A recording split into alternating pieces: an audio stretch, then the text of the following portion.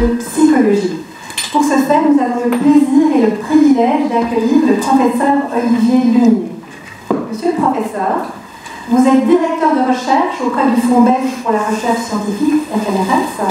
Vous êtes aussi professeur de psychologie, tant à l'Université catholique de Louvain qu'à l'Université libre de Bruxelles. Durant votre carrière, vous avez effectué de nombreux stages de recherche dans les universités de Toulouse, de Manchester et de Toronto, en plus de la Belgique. Vous participez à la vie de plusieurs associations et fédérations liées aux sciences psychologiques et à la santé, sur le sol belge, mais aussi sur le sol européen, voire international au sens large du terme. Alors, votre thématique de travail s'articule autour de deux grands thèmes. Le premier thème concerne les liens entre émotion, identité et mémoire sur les plans individuels et collectifs. Le deuxième thème s'intéresse aux interactions entre émotion, personnalité et santé mentale et physique. Vous avez développé une expertise sur les aspects émotionnels, cognitifs et motivationnels impliqués dans les comportements de la santé en lien avec la pandémie Covid-19. Vous êtes par ailleurs venu nous voir déjà en octobre 2021 sur le site de Bruxelles pour nous parler du défi psychologique évidemment lié à cette pandémie. Et aujourd'hui, vous nous proposez une conférence totalement inédite qui est issue de vos 2 dernières années de recherche notamment. Professeur, je vous cède la parole à présent. Qu'avez-vous appris lors de cette pandémie en tant que psychologue, en tant que chercheur? Comment prévenir la santé physique et mentale?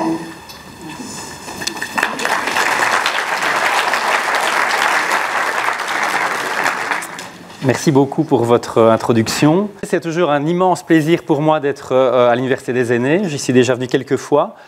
J'y suis venu effectivement l'année dernière, donc je rassure ceux qui ont entendu mon exposé l'année dernière. Je pense qu'il n'y a pas plus de 5-6 minutes identiques. Tout le reste est différent.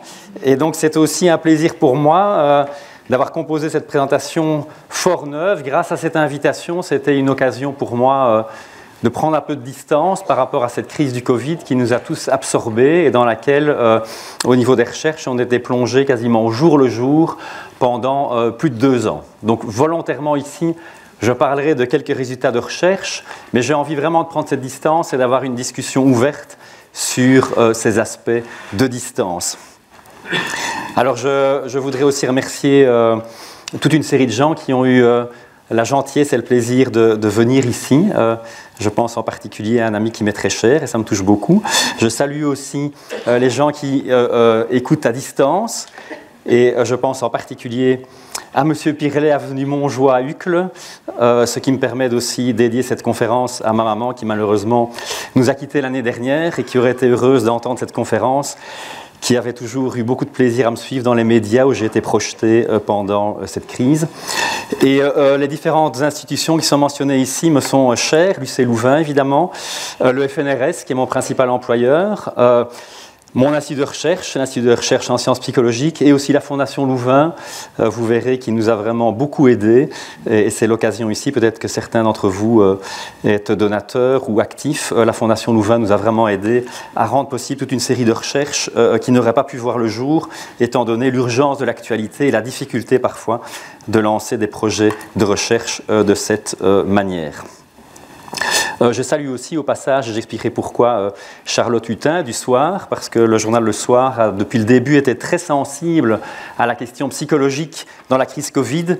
Et justement, c'est le sens de cet exposé, c'est dans quelle mesure les sciences psychologiques ont pu apporter un regard important sur cette crise. Donc je vais faire appel à votre mémoire. Pour moi, c'était très utile aussi. On va faire quelques retours en arrière, que je vous nomme ici. Un retour en décembre 2019. Décembre 2019. L'insouciance, la préparation des fêtes de fin d'année. Mars 2020, que j'ai nommé Stupeur et tremblement pour faire référence à un livre d'Amélie Nothomb que vous avez peut-être lu, parce qu'effectivement, on était dans une situation un petit peu de ce type-là, totalement inédite. Décembre 2022, aujourd'hui, ne me parlez plus du Covid. Je suis sûr que pas mal d'entre vous ont cette pensée et j'essaierai d'expliquer pourquoi c'est tout à fait sain et normal et courageux de votre part d'être ici aujourd'hui alors que peut-être que vous n'avez plus envie d'entendre parler du Covid. Et j'avais envie de faire un lien avec la grippe espagnole parce que je trouve qu'il y a des éléments intéressants en termes d'oubli de quelque chose peut-être d'assez comparable à certains points de vue. Après ça, j'entrerai dans le vif du sujet de la place des sciences humaines et la psychologie en particulier dans le débat scientifique et dans le débat public, et les raisons pour lesquelles je suis, de même que toute une série de collègues, devenu investi autant dans cette question, tout simplement parce que la première semaine du Covid, en fait, on a entendu toute une série de collègues un peu partout, au centre de l'attention, les psychologues, que pouvez-vous dire sur le confinement, sur l'isolement, etc. Et puis, on est passé dans une phase, je dirais, où il y a eu cette sensation que les changements de comportement, ça se décrète.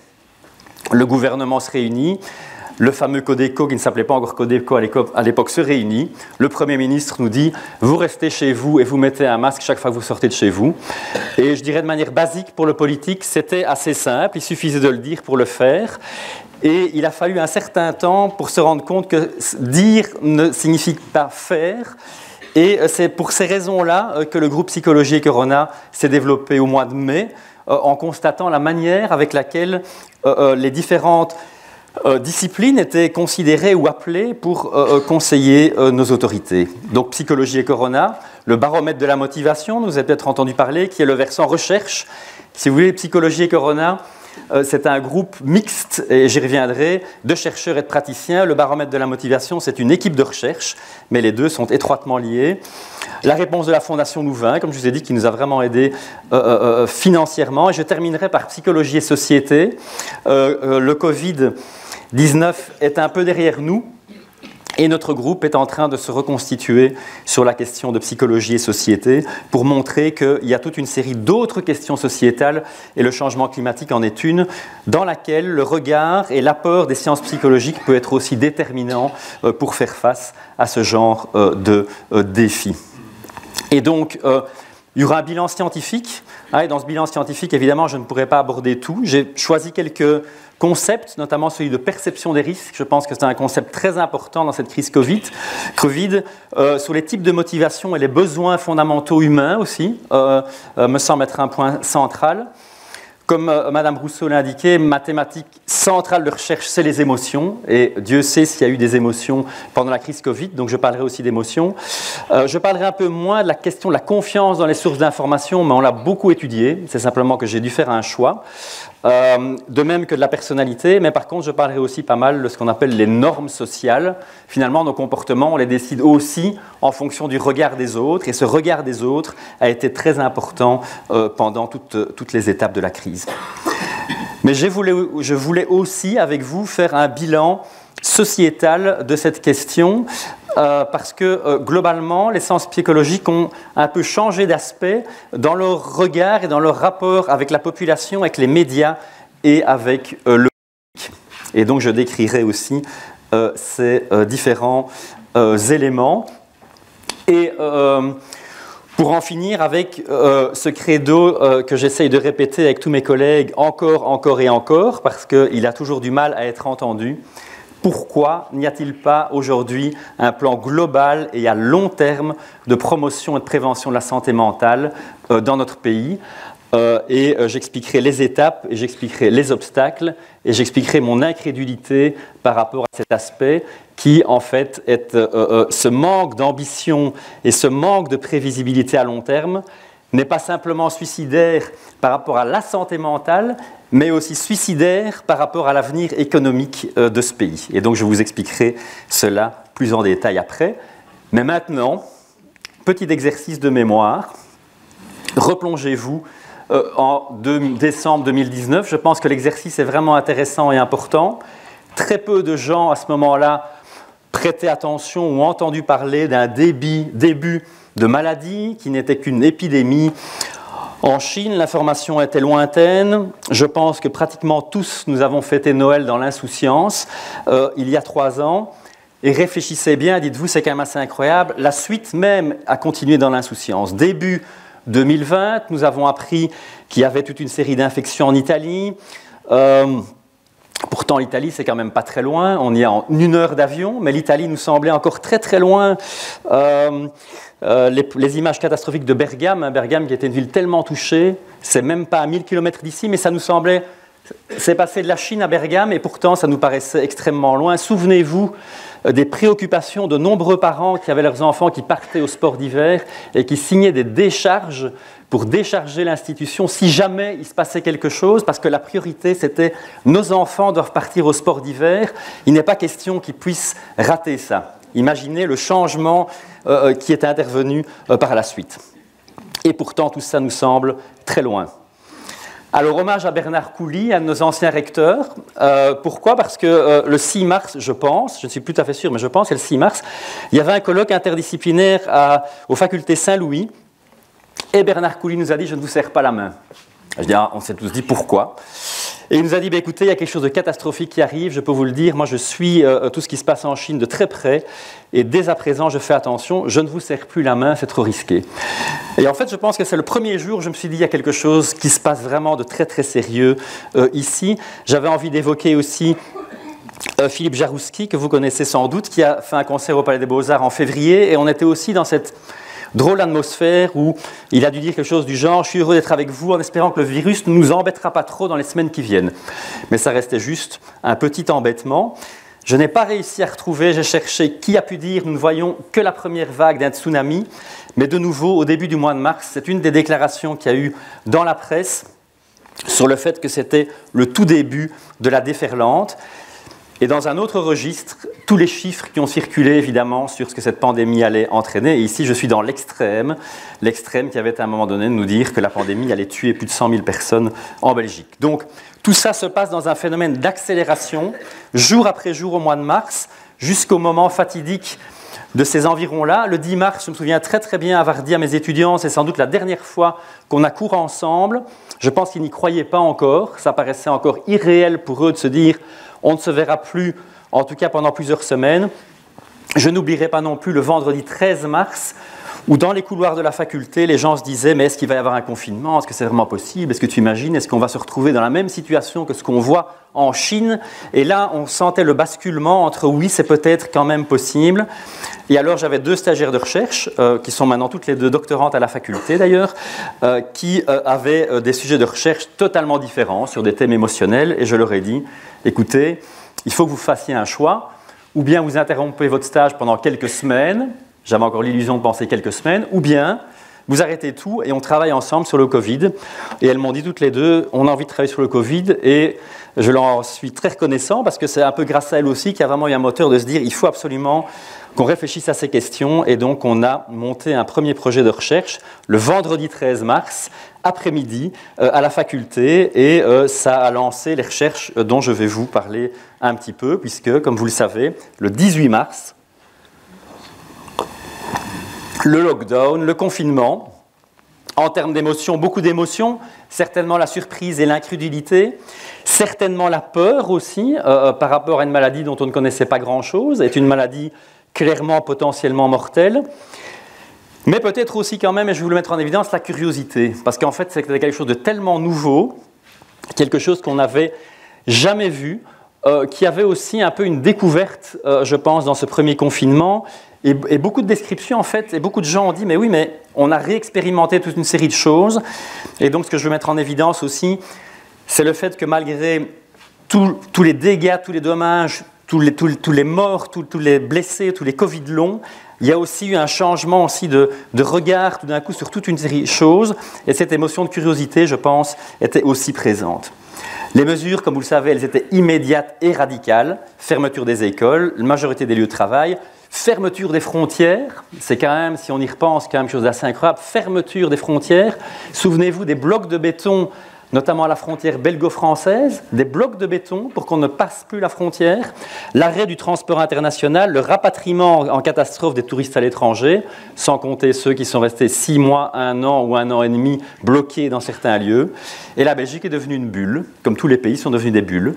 On a vécu comme ça dans un vase clos pendant plusieurs semaines et c'est revenu plusieurs fois. Donc je vous invite aussi à réfléchir à décembre 2009. Est-ce que si on vous avait posé la question en décembre 2009, seriez-vous capable de rester chez vous, ne plus voir vos amis, porter un masque dans tous les lieux publics, ne plus se faire la bise, ne plus serrer la main et dans une durée qu'on ne peut pas déterminer? Je pense que beaucoup auraient dit c'est impossible. On ne va jamais pouvoir faire des choses comme ça. Et pourtant, on a eu une première annonce le vendredi 13 mars. Déjà à ce moment-là, Sophie Wilmès, qui était Premier ministre, a déjà donné le ton. Et puis, on a annoncé que le mercredi 18 mars à 12h, je n'ai jamais compris pourquoi à 12h, le lockdown allait commencer. Et on a tous suivi toutes ces mesures. Sans doute pas comme des petits soldats, parce que c'est venu tout seul. En fait, on a suivi ces mesures. On est resté chez nous, on n'a pratiquement plus bougé. Et la première véritable remise en cause, je dirais assez massive, de ces mesures est venue sans doute au début 2021, quand il y a eu toute une série de manifestations au bois de la Cambre. Par contre, rappelez-vous, août septembre 2020, la deuxième vague, de manière assez spectaculaire, les gens sont revenus dans cette adhésion aux mesures. Et vous vous souvenez sans doute de ce flottement, quand sous une pression, sous le sentiment d'une pression de l'opinion, le gouvernement Wilmès, qui était à la fin de son exercice, a décidé de relâcher les vannes. Souvenez-vous qu'à un moment donné, c'était vers le mois de septembre, si je me souviens bien, une des déclarations était « on va augmenter la bulle et cette bulle pourra changer chaque semaine ». Alors que depuis la fin du mois de juillet 2020, les indicateurs épidémiologiques commencent à clignoter à l'orange et après au rouge.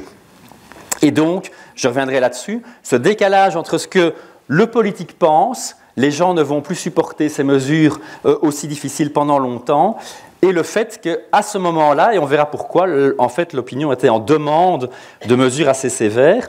Et dans notre baromètre de la motivation, on a pu le voir, au moment où le gouvernement De Croo est entré en fonction, il y a eu des mesures plus sévères, et rappelez-vous, des mesures plus sévères qui ont duré du mois d'octobre 2020, en fait, jusqu'au printemps 2021. Et vous verrez que dans tous nos indicateurs chiffrés, les gens ont suivi les mesures d'une manière assez spectaculaire. Essayons, et je vais essayer de vous montrer pourquoi, comment on peut expliquer ça par toute une série de facteurs psychologiques. Et puis, votre état d'esprit aujourd'hui, en décembre 2022, et donc la question était, encore envie de penser à ces moments-là, ou oublier au plus vite? Et donc, alors, pourquoi êtes-vous ici? Certains par masochisme, peut-être, mais j'espère pas la majorité, sans doute par souhait de comprendre un petit peu tout ce qui s'est passé pendant cette période, et j'espère pouvoir amener quelques éléments par rapport à cette question. Mais ce que je pense quand même, c'est que pour le moment, les gens n'ont pas trop envie d'entendre parler du Covid. Mon expérience, et je la détaillerai avec les journaux et les médias, est toujours indicative de ce qui sensibilise les gens. Ce n'est pas du tout sur le haut de l'actualité. Alors évidemment, il y a beaucoup d'autres raisons qui font que toute une série d'autres facteurs soient à l'avant de l'actualité. Mais il y a quand même à s'interroger sur ce phénomène, à mon avis, d'amnésie qui commence, en fait, alors que c'est quelque chose qui a quand même bouleversé de manière majeure nos vies à tous. Certains, malheureusement, parce que des proches sont décédés, mais même ceux qui n'ont pas connu de gens qui ont été de victimes directes, je dirais, leur vie a été fortement impactée. Et c'est pour ça que, avec toute la proportion gardée, je veux ici parler de deux éléments. Le premier, la Deuxième Guerre mondiale. Alors évidemment, et je le mets en grand, pas parce qu'il y a eu des rationnements, pas parce qu'il y a eu des dommages de guerre, parce qu'il y a eu l'horreur des camps et l'idéologie nazie. Évidemment, la pandémie de Covid n'a rien à voir avec la Deuxième Guerre mondiale, mais néanmoins, dans certains points, comme le couvre-feu, pour moi, est emblématique. Je ne sais pas ce que vous en avez pensé. Moi, en tout cas, je me suis dit, c'est comme mes parents et mes grands-parents, quand effectivement, à 22h, on devait être chez soi. Et quand j'ai eu la chance d'être invité plusieurs fois à des émissions de télévision, où j'avais le papier signé par le directeur général de la RTBF qui m'autorisait à me retrouver sur l'autoroute à 22h14 parce que je n'étais pas censé y être. Le couvre-feu, la liberté de circuler, la liberté de se rassembler c'est quand même la première fois depuis la Deuxième Guerre mondiale que ces libertés essentielles avaient été restreintes à ce point-là. Donc il y a quand même quelque chose d'important qui s'est passé, et donc quelque chose qui me semblera intéressant d'étudier par la suite, c'est ce paradoxe de la grippe espagnole et de la Première Guerre mondiale. Quel événement est le plus meurtrier? Je pense que si vous demandez comme ça en Belgique rapidement aux gens quelle est la réponse, les 3/4, voire plus des gens vont vous dire la Première Guerre mondiale, alors que la grippe espagnole a tué beaucoup plus de gens dans le monde et en Europe. La Première Guerre mondiale a surtout tué des soldats. La grippe espagnole a tué, sans réfléchir, je dirais, toutes les catégories de la population. Qui s'en souvient? Pratiquement personne. Alors que les récits de la Première Guerre mondiale ont traversé les générations et sont encore perceptibles dans certaines histoires familiales. C'est quand même assez interpellant et je pense qu'il faudra l'étudier. Pourquoi la grippe espagnole a disparu? Tout comme, je voulais mentionner ceci, c'est un article remarquable dans Le Monde au moment, je pense, du printemps 2020, où on a relaté une épidémie de grippe à la fin des années 60 qui a touché la France, mais à mon avis qui a touché aussi la Belgique, venant de Hong Kong, avec des taux de mortalité incroyables. Ça n'a été mentionné dans aucun journal, et de manière encore plus étonnante. Le journal est retourné voir les généralistes de l'époque, et les généralistes qui ont travaillé activement à cette époque-là se souvenaient à peine de ce pic épidémique. Donc là, sur l'oubli, il y a certainement des choses à retenir. Donc voilà déjà une petite mise en contexte pour aller maintenant vers un premier regard psychologique sur certaines questions, les émotions, la mémoire, les relations entre les émotions et la mémoire. Ce sont des sujets sur lesquels les psychologues peuvent certainement contribuer à comprendre toute une série d'aspects qui se sont déroulés durant cette crise Covid. Alors les émotions d'abord, qui est un de mes sujets de travail de prédilection, avec un hommage à Nico Freida, un chercheur hollandais qui était un des tout grands chercheurs de tout le XXe siècle sur la question des émotions, et qui disait pour qu'il y ait une émotion, il faut 3 grandes caractéristiques. Il faut d'abord évaluer qu'il y a quelque chose en face de nous qui est important, et important par rapport à nos buts. Et on a tous des buts dans la vie. Quand nos buts sont freinés, on vit des émotions négatives, désagréables. Quand nos buts sont atteints, on vit des émotions agréables, plaisantes. C'est clair, évidemment, que le Covid nous a empêchés d'atteindre beaucoup de buts, des petits buts, des grands buts, mais nous a empêchés, en tout cas, d'anticiper toute une série de choses. Et on vit en grande partie en fonction de buts. Une des choses qui nous permet d'avancer dans la vie, c'est d'avoir ces buts, rencontrer certains amis, partir en vacances, réaliser certains rêves, et c'est aussi ce qui nous fait fonctionner, ce qui nous a empêchés de fonctionner normalement pendant la crise du Covid. Nico Freida nous dit aussi qu'une émotion, c'est un état de préparation à l'action. Quand il y a une émotion forte, ce n'est pas que dans notre tête, c'est aussi dans notre corps, que les émotions se vivent dans notre corps, et qu'en fait, quand on a des émotions très fortes, on a envie de passer à l'action. Quand on est très en colère, on a envie peut-être de sortir de sa voiture et dire ce qu'on pense à la personne qui est devant nous. C'est ça une tendance à l'action, et il se fait que nous sommes des êtres humains civilisés et que donc les émotions ne conduisent pas toujours à des vrais comportements, mais au moins à cette envie de manifester un comportement. Tout comme quand vous êtes fou de joie, vous avez envie de chanter, de sauter, vous n'allez pas toujours le faire, mais cette envie en tout cas présente en vous. Et puis, les émotions, c'est subjectif, hein, c'est aussi objectif, on va le revoir, mais c'est très fortement subjectif. On a cette impression qu'il y a quelque chose de particulier, ce qu'il appelle un état mental distinct, ce que, comme psychologue, on va appeler quelque chose de saillant, c'est quelque chose qui sort de l'ordinaire, et on peut voir un avant et on peut voir un après. Et donc, par rapport à toutes ces caractéristiques, je pense que vous serez d'accord avec moi de dire qu'il y a eu, à plusieurs moments de la crise Covid, très clairement des émotions. Alors, comme psychologue, on va aller voir aussi d'autres aspects, parfois un peu plus difficiles à appréhender directement. Le physiologique, évidemment. Donc, quand on vit une émotion, notre cœur change de rythme, notre pression sanguine change aussi.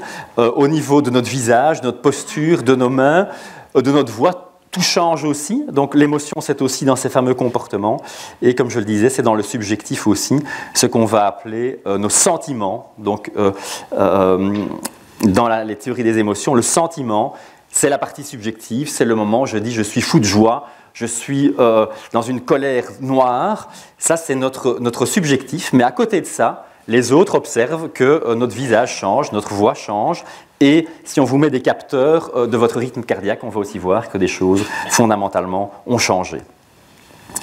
Alors, on a parlé beaucoup de mémoire pour commencer ici, et la mémoire, c'est un sujet effectivement très vaste dans lequel il y a plusieurs types de mémoire, et celle qui nous occupe ici, c'est cette mémoire autobiographique, c'est notre mémoire d'événements que nous avons vécus, et de manière intéressante, des événements à la fois uniques.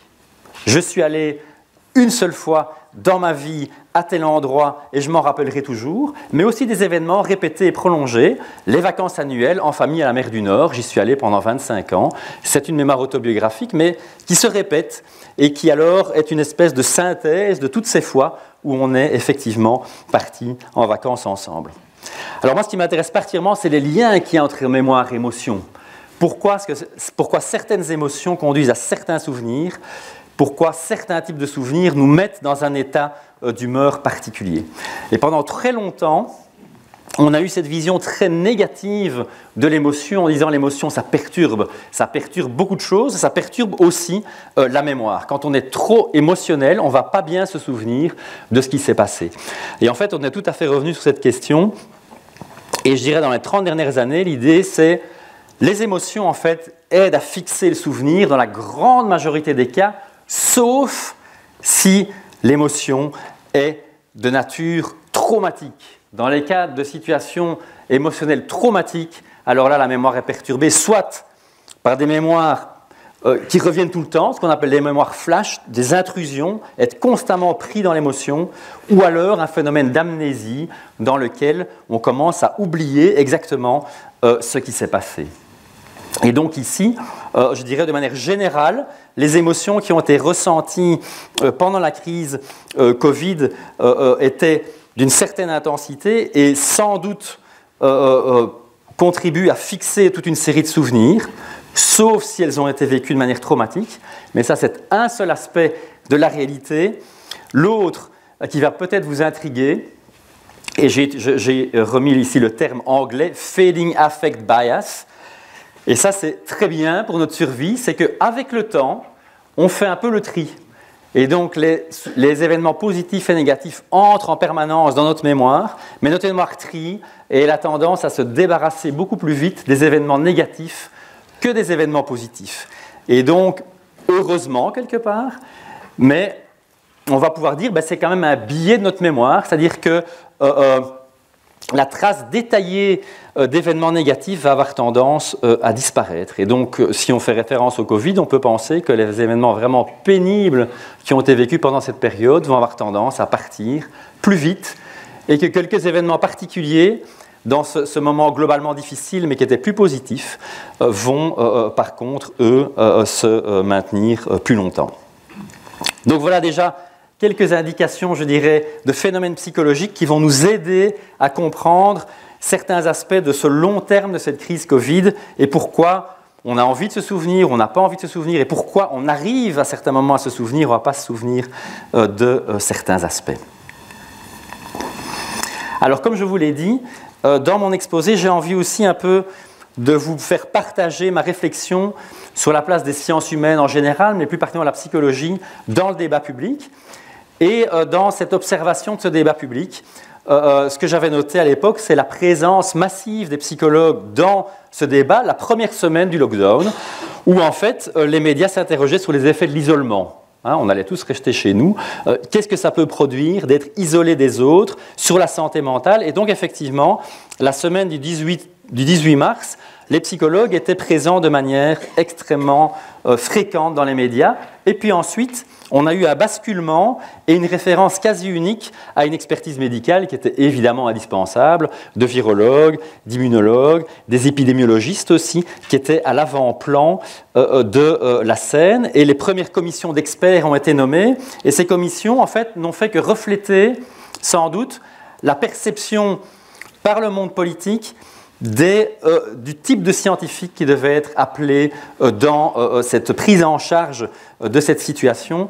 Et à chaque fois, dans ces commissions d'experts, c'était assez remarquable pour nous de se dire, d'abord, les sciences sociales et humaines étaient extrêmement minoritaires, et en général, il y avait un psychologue parmi 25 experts, alors que un des points centraux sur lesquels j'ai envie de revenir, le changement de comportement, ça ne se décrète pas.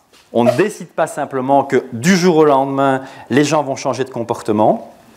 Et quand certains décideurs se disent non, effectivement, ça ne se décrète pas, parce qu'un moyen de faire changer les gens, c'est de leur faire peur, c'est en plus une contre-vérité scientifique, parce que toute la littérature scientifique montre que faire peur aux gens pour leur faire changer de comportement, ça ne marche que pendant quelques jours ou quelques semaines.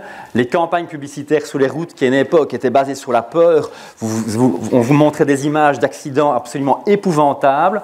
Ce n'est pas une manière de rendre les gens plus prudents au volant. Donc faire peur aux gens en disant « si vous ne portez pas un masque, il va vous arriver des choses terribles », ça ne fonctionne pas. Donc, soit les décideurs sont dans l'idée « je dis, les gens font » ou « non, ce n'est pas si simple que ça, on va faire peur aux gens et donc, à ce moment-là, ils vont suivre sans problème les mesures ». Donc, toute cette période-là, en fait, une absence dans les médias, à quelques exceptions près. Donc à cette époque-là, l'Echo et le Morgan, par exemple, m'avaient posé quelques questions sur lesquelles j'ai pu revenir sur la question du besoin de contrôle. Pourquoi les gens ont-ils adopté ces mesures? Et ils avaient titré « Les mesures strictes procurent un sentiment de contrôle qui nous rassure ». C'était en tout cas clairement un élément. C'est le fait que ça nous donnait un certain contrôle sur la situation d'avoir des mesures aussi strictes. Ça nous donnait une impression de protection. Et aussi l'idée des émotions et du rôle des émotions et des normes sociales. C'est-à-dire que vous allez sans doute porter votre masque si autour de vous, vous avez le sentiment que les autres sont prêts aussi à faire cet effort, que ce genre de comportement n'est pas purement individuel, mais il est motivé aussi parce que votre groupe va penser. On était en mars-avril, et c'est le moment aussi où, avec toute une série de collègues, on a commencé à sortir différentes cartes blanches pour montrer qu'il y a toute une série de domaines dans lesquels les psychologues ont un rôle à jouer. Sur la santé mentale, ça paraissait clair. Effectivement, l'isolement a des effets sur la santé mentale. Le risque de dépression et d'anxiété va augmenter. Mais aussi pour faire passer un autre message, que les psychologues ont aussi un rôle à jouer pour expliquer pourquoi les changements de comportement sont plus ou moins faciles. Et Dieu sait s'il y a eu des changements de comportement massifs qu'on a dû adopter pendant cette période-là. On a aussi, par exemple, une carte blanche sur la vaccination obligatoire, qui a été à un moment donné très haut dans le débat. Et on a essayé de montrer une vision scientifique des choses, quels sont les avantages et quels sont les risques de passer à un régime de vaccination obligatoire. Et en fait, c'est au mois de mai 2020 que les choses se sont concrétisées grâce à la Fédération belge des psychologues et grâce aussi à la Belgian Association for Psychological Science, qui est la branche de recherche, si vous voulez, des psychologues belges.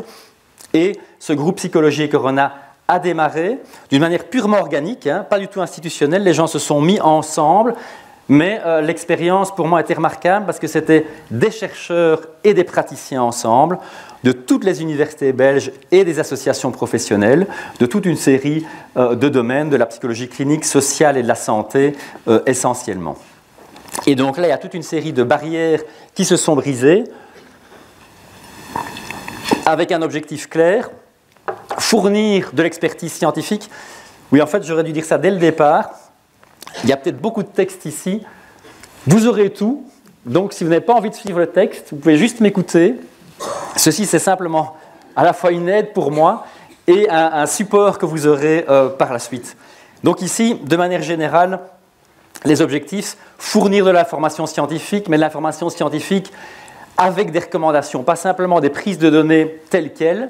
On a toujours dit, nous ne sommes pas un institut de sondage, nous prenons la température de la population pour comprendre certaines relations entre différentes variables. Pourquoi, à un moment donné, les gens ne sont plus du tout motivés à suivre les règles sanitaires? Est-ce que c'est parce qu'ils n'ont plus confiance dans le gouvernement? Est-ce que c'est parce qu'ils sont tellement déprimés qu'ils ont besoin de voir les autres? Donc une tentative de comprendre aussi la logique de certains comportements et de les expliquer. C'est pour ça que tous nos rapports ont toujours des rapports avec un contenu scientifique et un contenu de recommandations et des recommandations pratiques par rapport à des situations qui évoluaient aussi extrêmement rapidement. Et donc c'est comme ça qu'on a créé ce baromètre de la motivation. Et vous voyez ici les acteurs principaux.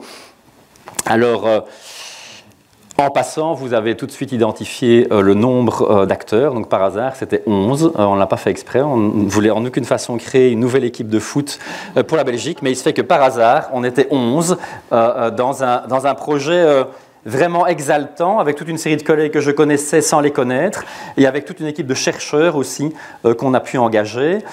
Grâce au départ à l'université de Gand, c'est elle qui a lancé le processus, et Maarten van Steenkist, qui est psychologue de la motivation, qui a lancé le processus. Mais rapidement, il s'est rendu compte qu'il fallait aussi pouvoir travailler en équipe. Et donc, en décembre 2020, l'UC Louvain, l'ULB et la KU Leuven ont aussi rejoint le bateau. On s'est retrouvés à 4 universités à travailler ensemble, avec clairement une impulsion remarquable par ce colloque unique qui a eu lieu au Palais des Académies en septembre 2020, où tous les chercheurs intéressés par le Covid ont pu se retrouver. Alors, c'était une petite bulle unique parce que, rappelez-vous, 2 semaines après, la deuxième vague commençait. Donc, il y a eu comme ça un tout petit moment où on a pu mettre tous les scientifiques, on était plusieurs centaines à cette réunion, et on a pu avoir ces échanges où on a pris la mesure aussi de l'importance de cette collaboration entre différentes disciplines. Donc, ce baromètre de la motivation, on le veut accessible. Ça veut dire qu'il y a un site, et on en est très fiers, qui existe en français, en néerlandais et en anglais, accessible à tous les Belges, accessible à l'étranger, dans lesquels il y a quelques thèmes principaux: la communication, la motivation, la perception du risque, la question de la vaccination nous a beaucoup occupés, et le bien-être mental, qui sont des thèmes clés. Le site est maintenant organisé autour d'autres mots-clés. Donc, grâce à des mots-clés que vous tapez, vous pouvez tout de suite avoir toutes les informations qu'on a pu communiquer là-dessus. Et aussi avec cette accessibilité, puisqu'on a par exemple réalisé des podcasts de nouveau dans les 3 langues sur toutes ces questions. Donc, une approche vulgarisée en vous expliquant en 15 minutes la perception du risque, qu'est-ce que c'est, pourquoi c'est important de le prendre en compte pour essayer de comprendre la situation. Et des rapports, donc on a publié 42 rapports sur différentes thématiques entre mars 2020 et le dernier qui est sorti en novembre de cette année. Alors j'ai dit on n'était pas très présents et en même temps on était présents. Ce que j'ai voulu mettre en évidence, c'est que ça nous a interpellés plusieurs fois que dans des questions qui étaient de l'ordre de faut-il prolonger le confinement ou pas, par exemple, il y ait un psychologue sur 23 experts. Ça nous semblait un petit peu. Mais néanmoins, on a été aussi consultés, et c'est l'aspect positif, dans la task force sur la vaccination, au Conseil supérieur de la santé, et dans ce fameux GEMS qui a eu plein d'autres noms avant aussi. Mais c'est plutôt, si vous voulez, la perception que le politique a pu avoir du rôle des psychologues qui a vraiment pris du temps, alors que, comme je vais le développer, le regard des médias s'est beaucoup plus ouvert à ces questions. Alors ici, il y a un schéma un peu rempli, et je vais certainement pas avoir le temps de tout développer, et c'est un des seuls schémas qui est en anglais. Mais ce qui est important, c'est de voir, je dirais, les variables finales auxquelles on s'intéressait, qui sont le bien-être de la population, la santé mentale, et une compréhension de ce qu'on a appelé les comportements sanitaires, qui sont ici, c'est-à-dire pourquoi les gens portent un masque ou non, pourquoi les gens décident de ne plus voir d'amis ou pas, et aussi pourquoi les gens décident ou pas d'aller se faire vacciner. Et vous voyez qu'il y a toute une série d'éléments qui vont y contribuer.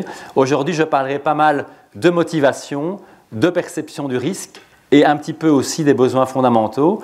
Mais vous voyez qu'on a essayé ici de lier plusieurs aspects pour avoir une compréhension globale.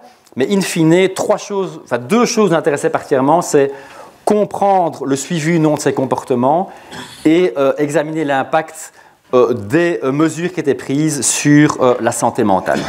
Et donc, dans ce baromètre de la motivation, on a eu au total presque 500 000 réponses, avec plus de 80% de participants uniques. Ça veut dire que certains ont été suivis tout le long. On a même quelques personnes qui ont participé à plus de 40 prises de données, d'autres un peu moins, et on a réalisé 100 prises de mesures sur 32 mois. Alors classiquement, ce genre d'échantillonnage a quelques désavantages. Les femmes sont plus motivées que les hommes, c'est comme ça. L'âge moyen, c'est difficile d'avoir de très jeunes répondants, donc notre âge moyen était autour de 50 ans, mais par contre là on est très content, on a eu des gens dans toute la Belgique, et on a eu aussi de manière assez remarquable toutes les catégories en termes de niveau d'éducation. Donc on a eu on n'a pas eu l'effet classique de surreprésentation des gens avec des hauts niveaux d'éducation dans les réponses qu'on a obtenues. Et on a pu développer ce monitoring permanent de la situation. Là, je me rends compte que j'ai mélangé du français et de l'anglais dans mon titre, mais au moins, l'important ici, c'est de voir que par rapport à des thèmes que je vais vous expliquer, notamment la motivation, on a pu chaque fois voir les moments d'infléchissement, des moments où il se passe quelque chose dans les courbes qui correspondent à des éléments importants de l'évolution chronologique, avec tous les confinements, les moments de relâchement, et on a pu comprendre comme ça quels étaient les facteurs qui contribuaient à certains moments à des chutes par exemple, dans la motivation de la population.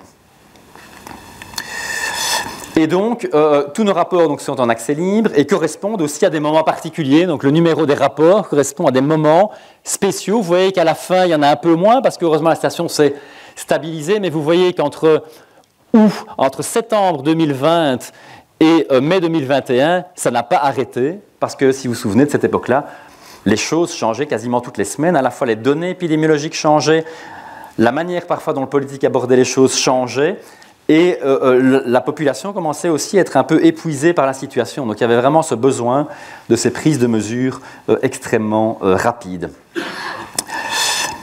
Alors je reviens maintenant à quelques éléments psychologiques. Pourquoi cette crise du Covid a été si difficile? Parce qu'elle a mis à mal quelques besoins fondamentaux, et je dirais en particulier celui d'autonomie et celui de connexion relationnelle, qui sont des besoins de base, de survie. Si vous n'êtes pas autonome, si vous dépendez complètement et constamment des décisions des autres, ça va avoir des répercussions négatives sur votre bien-être.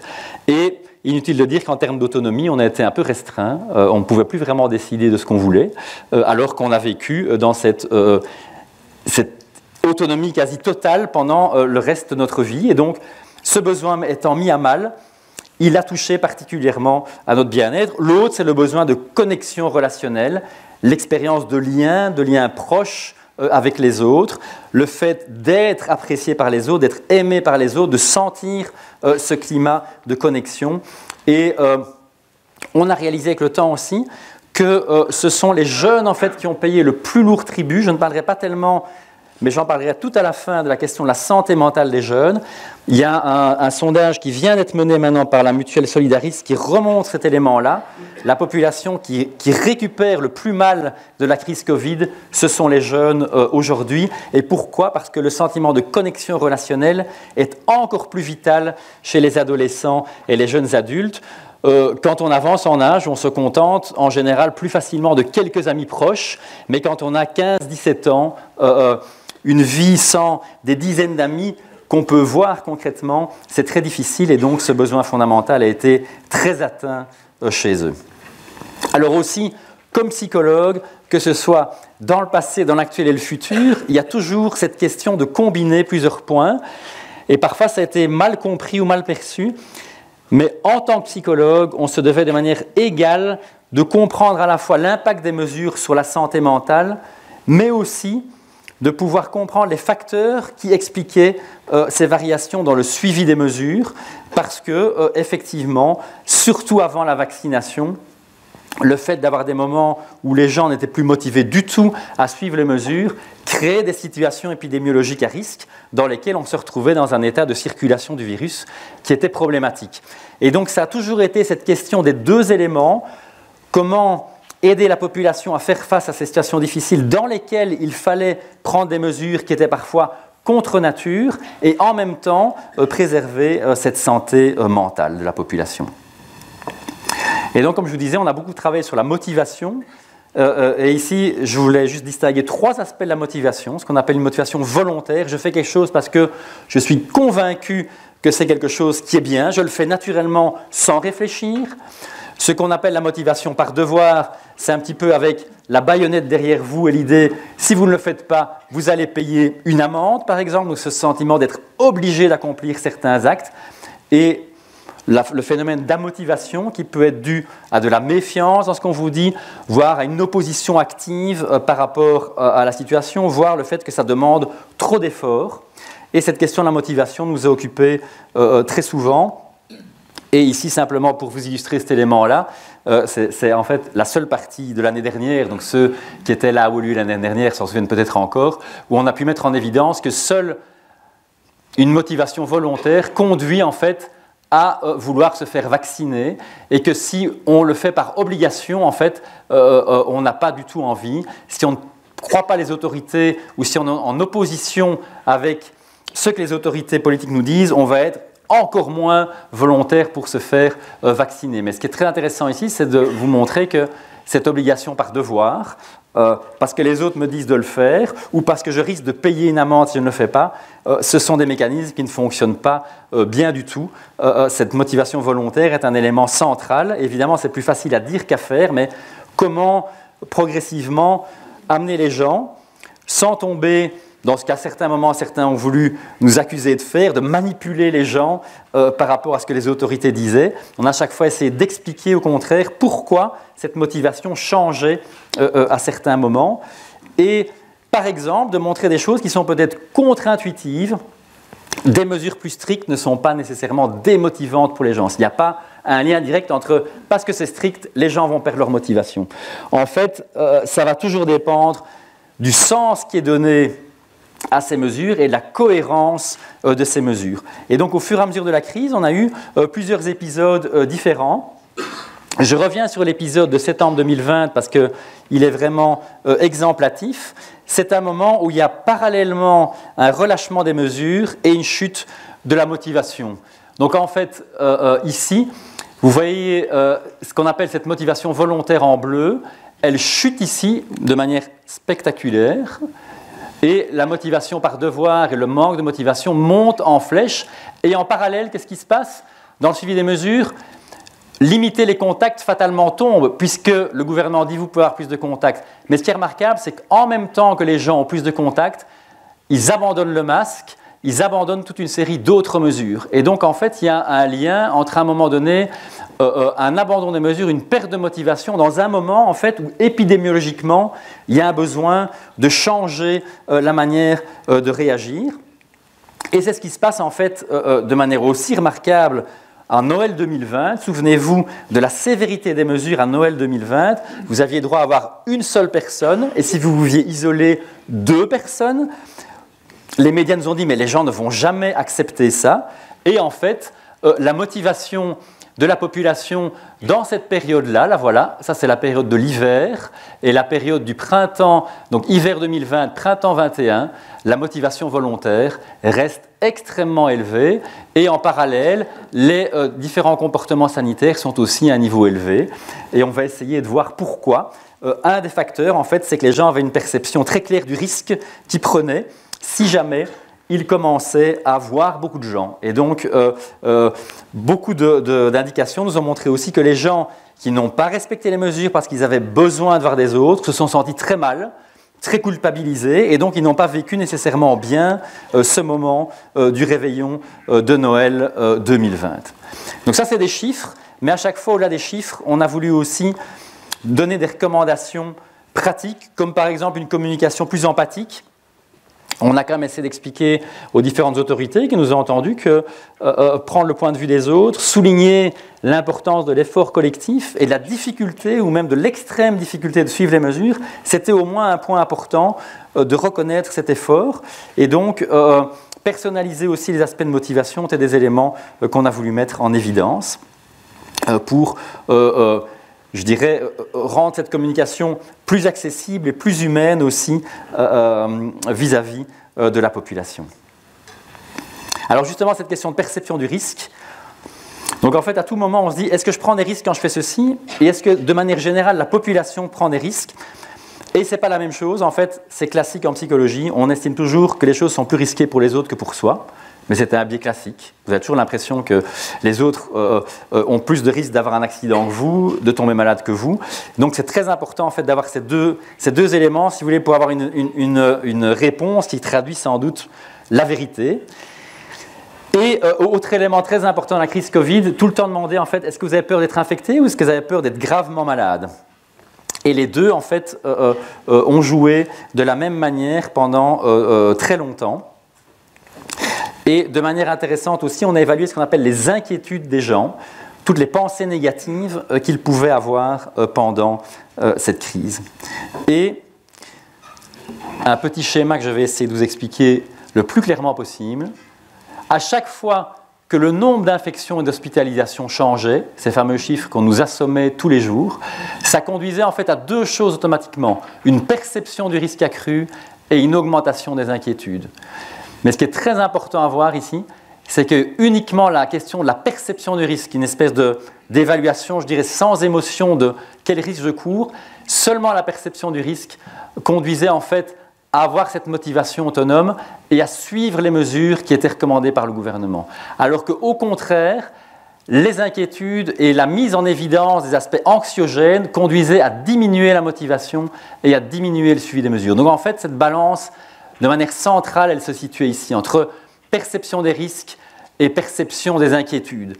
Et donc, constamment, notre rôle était de montrer que expliquer les choses et faire comprendre les risques était la stratégie la plus efficace, mais que, de nouveau, cet appel à la peur, en fait, allait avoir un effet contre-productif de diminution de la motivation et de diminution du suivi des mesures sanitaires.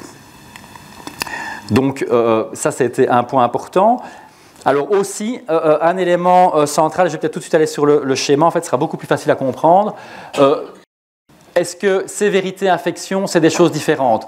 Pendant des mois, on a dit, mais pourquoi vous vous amusez à demander aux gens dans quelle mesure vous pensez que vous avez un risque d'être infecté ou d'être sévèrement infecté? Puisque vous voyez que ça se suit exactement de la même façon, sauf que à un moment donné, ça ne se suit plus.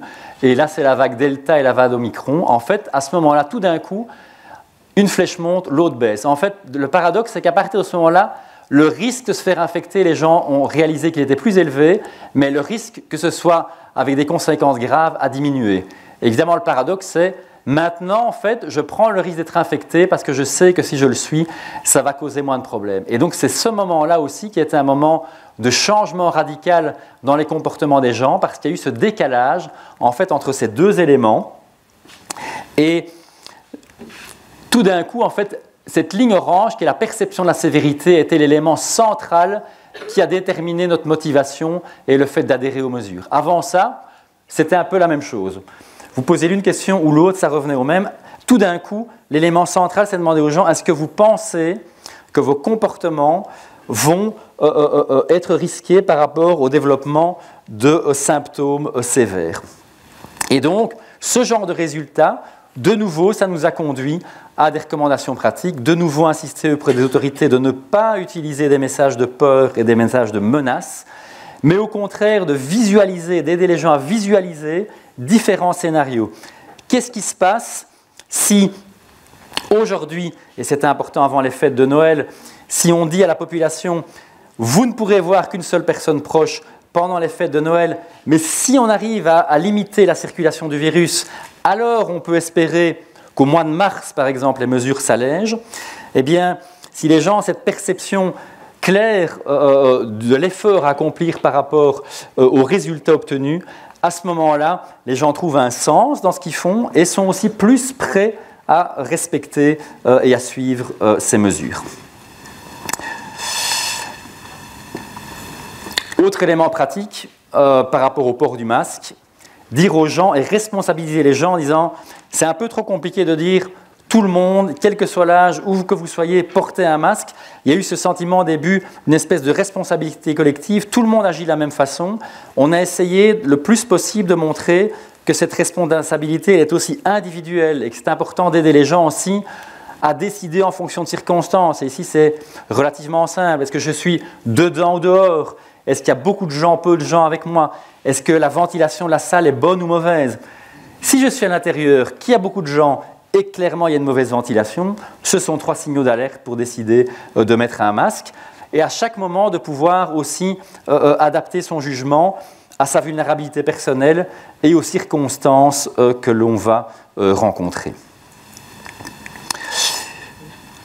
Alors, volontairement, je passe ceci simplement parce que j'ai envie d'avoir du temps, mais rassurez-vous, tous les documents vous seront accessibles, simplement pour vous montrer qu'on a commencé maintenant à changer de perspective. En novembre 2022, on a publié notre dernier rapport. Et évidemment, et je dirais heureusement, la question de la santé n'est plus une question dominante. On a pris en compte la guerre en Ukraine, on a pris en compte la situation financière des gens et les questions climatiques. Et vous voyez que tous ces indicateurs, évidemment, ont commencé à devenir importants. Ce qui est particulièrement questionnant, c'est que la question générale, dans quelle mesure êtes-vous inquiet de la situation en général, c'est cette flèche verte, elle est montée en flèche ici en novembre, et en fait elle atteint des niveaux les plus élevés depuis le début de la crise. Ce qui veut dire qu'en fait, les gens ont clairement moins peur pour leur santé, mais l'accumulation des phénomènes d'inquiétude fait que de manière globale, il y a un phénomène d'inquiétude générale qui est présent dans la population et qui impacte aussi sur la santé mentale des gens.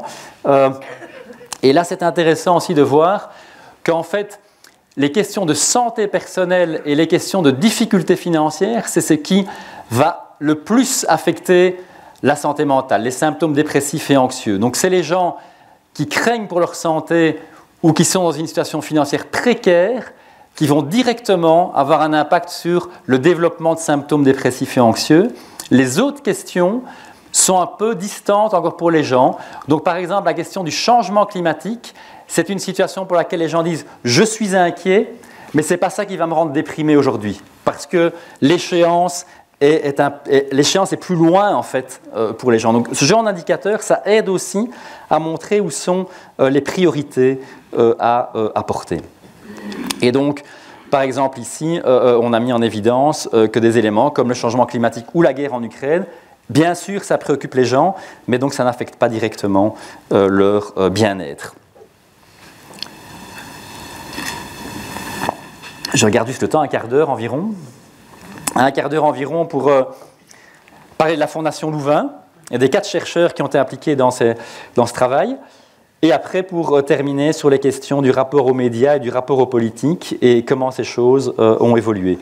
Alors, les déterminants des comportements sanitaires, je trouve que c'est particulièrement important aujourd'hui d'expliquer aux gens pourquoi ces recherches sont importantes.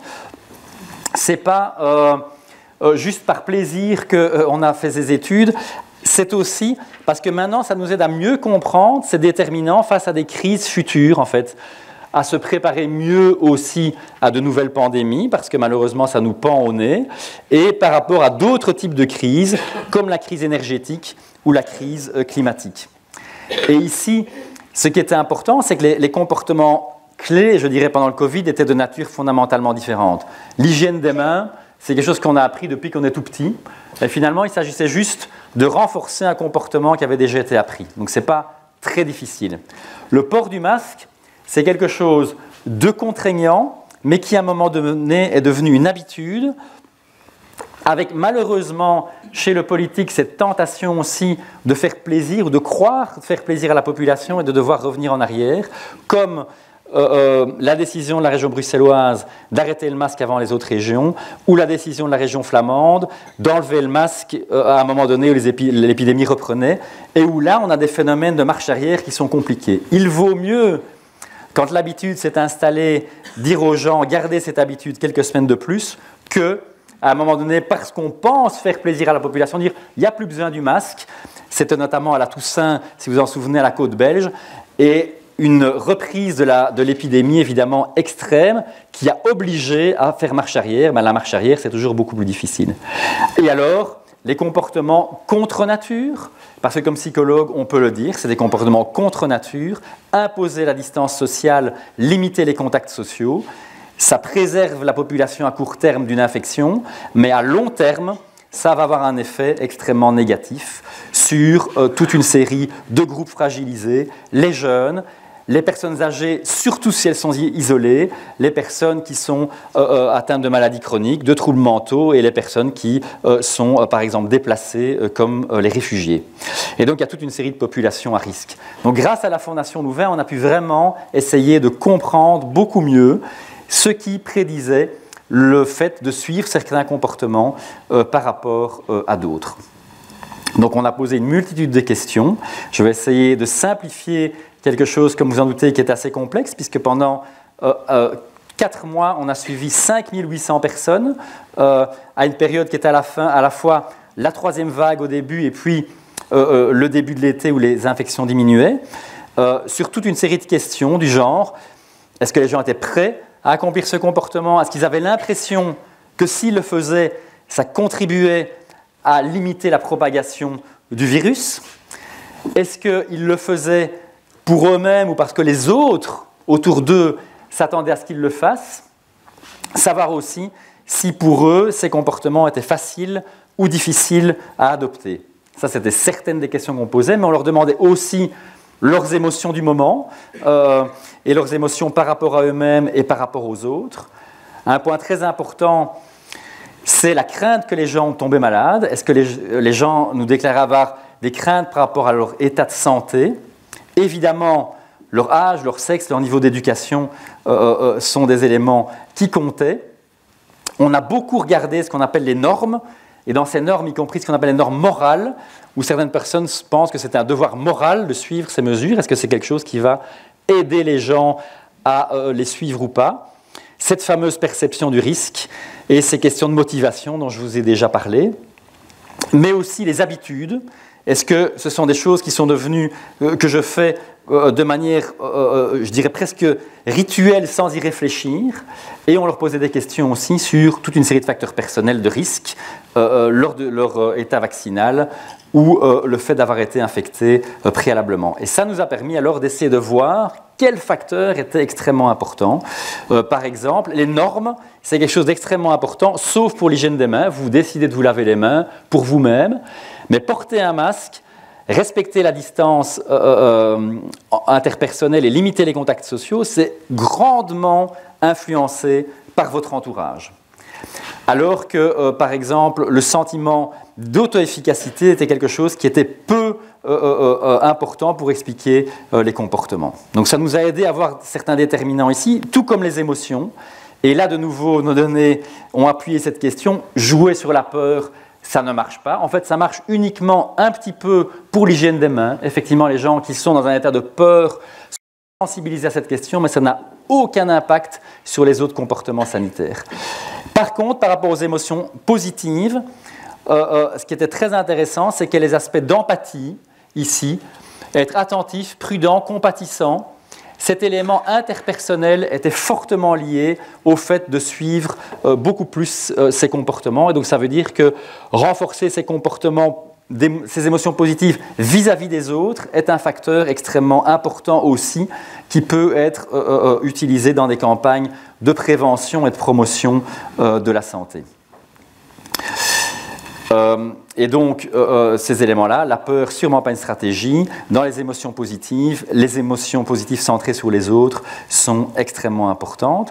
Et ce genre d'étude a montré, par exemple, que entre risque objectif et subjectif, c'est la perception du risque qui est beaucoup plus importante. C'est subjectivement ce que je perçois si je sors de chez moi, si je rentre dans un magasin, si j'invite des gens chez moi. C'est mon jugement subjectif beaucoup plus que des facteurs qu'on aurait pu penser être plus importants du genre est-ce que j'ai été préalablement vacciné? Est-ce que j'ai déjà contracté le Covid avant? Et là, je pense que le rôle de la psychologie, c'est de montrer l'importance de ces facteurs subjectifs, que dans une perspective rationnelle, on voudrait mettre de côté, mais ils comptent énormément. Et ici, dans ces études, on a pu montrer effectivement que ces aspects subjectifs étaient essentiels pour comprendre la dynamique de suivi de ces comportements. Et donc, on a réalisé toute une série d'études. On a vu, par exemple, l'évolution du port du masque avec le temps. Et ici, je vais simplement mentionner quelques éléments anecdotiques intéressants en termes de niveau d'éducation. Qui va, par exemple, suivre les mesures plus? Est-ce que c'est des gens avec un niveau d'éducation élevé ou avec un niveau d'éducation minimal? Eh bien, les gens qui ont le moins suivi les règles sanitaires tout au long de cette période étaient les gens avec le niveau d'éducation le plus élevé. Et donc, ce genre d'indication est intéressante. Je vais dire en deux mots pourquoi. On peut l'expliquer. En termes hommes-femmes, assez similaires, sauf pour se laver les mains. En termes d'âge, les plus jeunes, un peu moins que les autres. Et donc, par exemple, deux éléments importants, deux conclusions importantes de ces résultats-là. C'est d'une part que, contrairement à ce qu'on pourrait penser, il semblerait que dans les gens avec des niveaux d'études plus élevés, il y ait parfois plus une impression d'invulnérabilité par rapport à la maladie. Et donc, ça montre qu'il faut relativiser cet élément-là et que aussi les campagnes doivent être bien ciblées et que dans cette dynamique sexe-âge, très clairement, les jeunes hommes entre 18 et 25 ans étaient ceux dans toutes les catégories qui suivaient et qui étaient le moins sensibilisés à ces questions-là. Et donc, des campagnes ciblées sont plus que nécessaires, contrairement à ces campagnes généralistes qui ont été utilisées pendant la plupart du Covid et qui n'étaient certainement pas une bonne idée, surtout qu'on a dépensé beaucoup d'argent pour ça, alors qu'il aurait fallu sans doute dès le début organiser des campagnes différentes en fonction de différents groupes. Alors, comme je vous l'ai dit, pas vraiment le temps d'aller dans le détail du politique, mais il y avait quand même des implications importantes.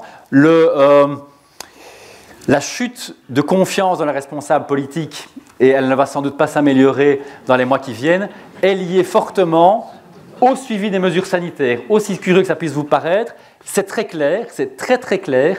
Les gens qui, pendant la période de pandémie, avaient, je dirais, déjà perdu confiance dans l'autorité politique, en plus, étaient ceux qui suivaient le moins ces règles sanitaires, puisque en fait le message qu'on leur donnait, ils ne voulaient pas y croire parce que cette confiance était perdue. Et donc c'est pour ça aussi que là il y a un problème majeur et qu'il y a un lien majeur à prendre en considération entre des aspects que vous pourriez mettre en évidence comme seulement liés à la santé publique et des éléments purement d'ordre politique. Et donc j'en viens maintenant à la dernière partie de mon exposé pour faire un peu une conclusion sur l'impact de toutes ces recherches sur les médias et sur le politique. Je dirais sur les médias, je pense que fondamentalement, en fait, le regard des médias sur l'apport de la psychologie à des questions comme la pandémie de Covid a fondamentalement changé, avec une présence dans les médias très importante en 2021, il manque un là qui s'est prolongé en 2022, et qui se prolonge encore avec certains journalistes, même si en fait le métier de journaliste oblige à changer constamment les priorités, cette attention, je dirais, est quand même restée. Et donc toute une série d'éléments nouveaux sont apparus, et la prise de perception aussi, la prise de considération que les psychologues ne s'intéressent pas que aux questions de santé mentale, mais aussi aux questions de changement de comportement, ont vraiment changé fondamentalement au cours de ces dernières années, et de comprendre qu'il y a un décalage énorme entre la nécessité de changer un comportement et la difficulté à le mettre en application. Alors, au niveau politique, on ne peut pas du tout négliger l'impact. Nos rapports étaient toujours sur la table du Codeco et elles étaient toujours sur la table du commissaire Corona et sur la table de tous les ministres de la Santé quand les décisions importantes devaient être prises. Mais le paradoxe de la Belgique, c'est la perspective à court terme. Le financement qu'on a obtenu pour le baromètre de la motivation s'arrête le 31 décembre de cette année. Et juste pour vous donner un exemple, aux Pays-Bas, les Pays-Bas ont décidé d'investir massivement dans les 3 années qui viennent, 2023, 2024, 2025, sur le Covid. Parce qu'ils ont bien compris qu'il fallait absolument comprendre tous les mécanismes et toutes les dynamiques psychologiques qui s'étaient passées et que 3 ans ne seront pas de trop peu pour le comprendre, pour mieux faire face à des crises futures. En Belgique, l'idée générale, c'est derrière nous, on peut tout arrêter. Et donc ici, très concrètement, nous n'aurons plus de baromètre de la motivation sans doute à partir de l'année prochaine. Et très concrètement, les centaines de milliers de données qu'on a ne sont pas vraiment exploitables puisqu'il n'y a plus de chercheurs qui sont prêts à pouvoir travailler là-dessus. Et aujourd'hui, la question de la prévention de la santé mentale n'est plus un aspect prioritaire de la politique de santé publique belge. Alors je ne veux pas être uniquement négatif. Toute une série de mesures ont été prises, notamment maintenant il y a des remboursements pour les séances chez un psychologue, ce qui n'existait pas avant. Et il y a toute une série d'aides qui ont été apportées, mais malheureusement dans une logique qui n'est peut-être pas la meilleure logique, comme par exemple l'aide psychologique pour les indépendants a été largement déterminée par le suicide d'une coiffeuse, si vous en souvenez, à un moment donné, qui avait marqué l'actualité. Et malheureusement, le relais politique est toujours et trop souvent orienté par catégorie professionnelle. Alors clairement, les indépendants avaient besoin de cette aide, mais toute une série d'autres aussi, en fait. Et donc, il y a ce manque aussi de globalité dans la perspective. Manque de vision à long terme et manque de globalité. Parce que la réalité aujourd'hui, c'est que les files d'attente par rapport aux demandes de psychologues sont toujours énormes. Elles ont été un peu résorbées grâce à l'engagement effectivement de plusieurs centaines de psychologues, mais les délais d'attente restent de plusieurs mois. Premier problème. Deuxième problème, le personnel de santé mentale, psychologues, psychiatres et tout le personnel de soins est en état d'épuisement professionnel, donc ils sont au bout du rouleau. Donc ça veut dire que vous allez vous attendre en 2023 à ce que votre psychologue ou psychiatre dise « il n'y a pas de file d'attente, mais moi je suis en arrêt maladie pour 1 an ». Et d'autre part, le problème, et c'est ça que je voulais expliquer, c'est l'absence d'une politique active de prévention des problématiques de santé mentale est dramatique. Parce que pour le moment, en fait, on a toute une série de gens qui se dirigent vers des problèmes de santé mentale et qui vont se développer dans les années qui viennent. Et donc cette politique est suicidaire. Elle est d'ailleurs dénoncée par le gouverneur de la Banque nationale et par les autorités économiques qui commencent à comprendre que si la moitié de la population, là j'exagère un petit peu, est en situation d'épuisement professionnel, la machine économique ne va pas tourner. Et effectivement, comme psychologue, on a cette vision quand même assez choquante de se rendre compte qu'en plus, en termes de rentabilité économique, c'est même pas cher. Le psychologue à l'heure ne coûte pas cher. Donc, faire un investissement massif à ce niveau-là est en plus, même dans une situation budgétaire difficile, n'est pas un investissement important et dans lequel, en plus, on peut être plus efficace. Parce qu'on garde toujours en tête l'idée du psy individuel. Mais avant le psy individuel, il y a 2 autres étapes. Il y a d'abord tout ce qui est aide en ligne, et on l'a expérimenté durant le Covid, et on a pu montrer que ça avait un effet. On a pu aider des gens à distance, et même de manière, même en collectivité, pour apporter du soutien. Et donc ce soutien, évidemment, en ligne, est plus facile parce qu'il touche un nombre important de personnes.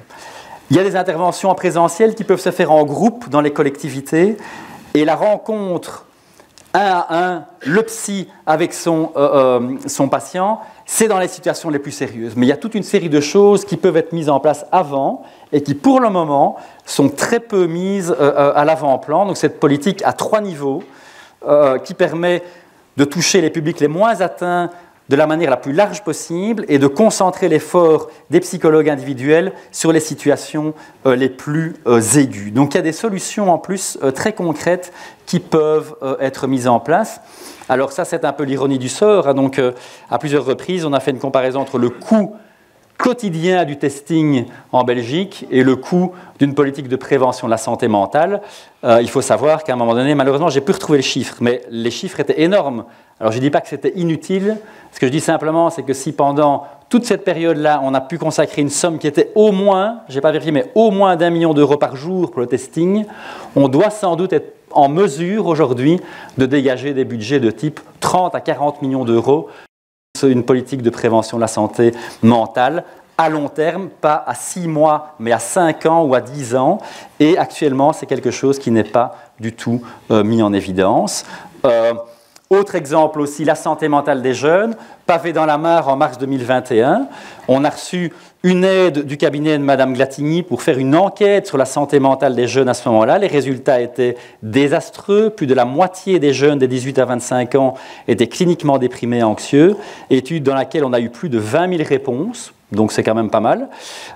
Et un suivi en juin 2021 où les choses en fait ne s'amélioraient pas. Les autorités politiques ont elles-mêmes déclaré qu'il était temps de faire un sommet sur la jeunesse intergouvernemental, toutes les autorités fédérales et fédérées ensemble. Ça ne s'est jamais réalisé. On a entendu au moment de certaines crises que la santé mentale était la priorité numéro 1 de certains partis. On n'a pas vu les engagements se réaliser par la suite, parce que malheureusement, dans ces situations-là, on a ce sentiment de surfer sur une vague, mais sans compréhension des enjeux. À un moment donné, ça semble être quelque chose qui est porteur au niveau électoral, mais il n'y a pas une compréhension de pourquoi on doit agir de cette manière et pourquoi sur le long terme. Je vous laisserai lire ceci dans le soir du 7 septembre, où vous allez voir que je n'étais pas très content, et j'ai eu le temps de l'expliquer largement. Je voudrais quand même néanmoins aussi donner des éléments positifs. La recherche scientifique et le politique, je pense qu'on a quand même la chance en Belgique que les autorités politiques reconnaissent le rôle de la recherche scientifique. Inutile de rappeler les épisodes des États-Unis, mais même dans d'autres pays. Donc ça, c'est quand même quelque chose de positif. proportion de climato-scepticisme en Belgique est une des plus faibles dans les différents pays européens. Donc ça, c'est encourageant. La conscience est là. Le problème, c'est que la vision de comment résoudre ces crises est encore trop simpliste, trop orientée par un modèle biomédical dans lequel il n'y a pas une compréhension suffisante du rôle que les sciences humaines et sociales peuvent apporter, alors que depuis plus de 40 ans, des psychologues travaillent par exemple à comprendre des modèles de changement de comportement. Et c'est pour ça que on a envie aussi de changer un petit peu de cap pour le moment. Il y a d'autres défis qui vont nous occuper. Et parmi ces défis, il y a notamment le défi climatique. Et dans le défi climatique aussi, il y a des questions de changement de comportement qui vont être fondamentales. Et là aussi, les sciences psychologiques ont toute une série d'apports en termes de changement de comportement, mais aussi en termes de perception des injustices, pourquoi certains groupes vont se sentir plus durement touchés que d'autres, aussi en termes d'éco-anxiété, qui est un domaine de recherche actif à l'UC Louvain, qui montre qu'un Belge sur 10 souffre d'une anxiété liée aux questions climatiques qui entraînent des problématiques de troubles mentaux, notamment de troubles du sommeil ou d'inquiétudes excessives.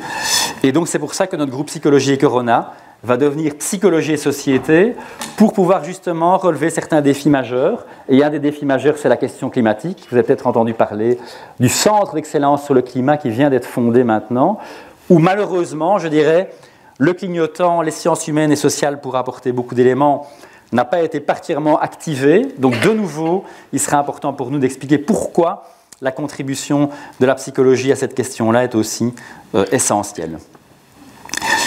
Et donc j'en arrive à la fin de mon exposé avec l'envie de discuter avec vous, mais avant ça de remercier toute une série de gens, la Fondation Louvain, certainement, l'INAMI, parce qu'en fait le financement du baromètre de la motivation s'est fait grâce au budget de recherche de l'INAMI, le baromètre de la motivation, le groupe Psychologie et Corona, la Fédération belge des psychologues, l'Association belge des chercheurs, le Soir et Sud Info qui nous ont beaucoup aidés pour la diffusion des enquêtes, tous les médias et certains politiques qui ont été réceptifs à notre discours et à nos points de vue.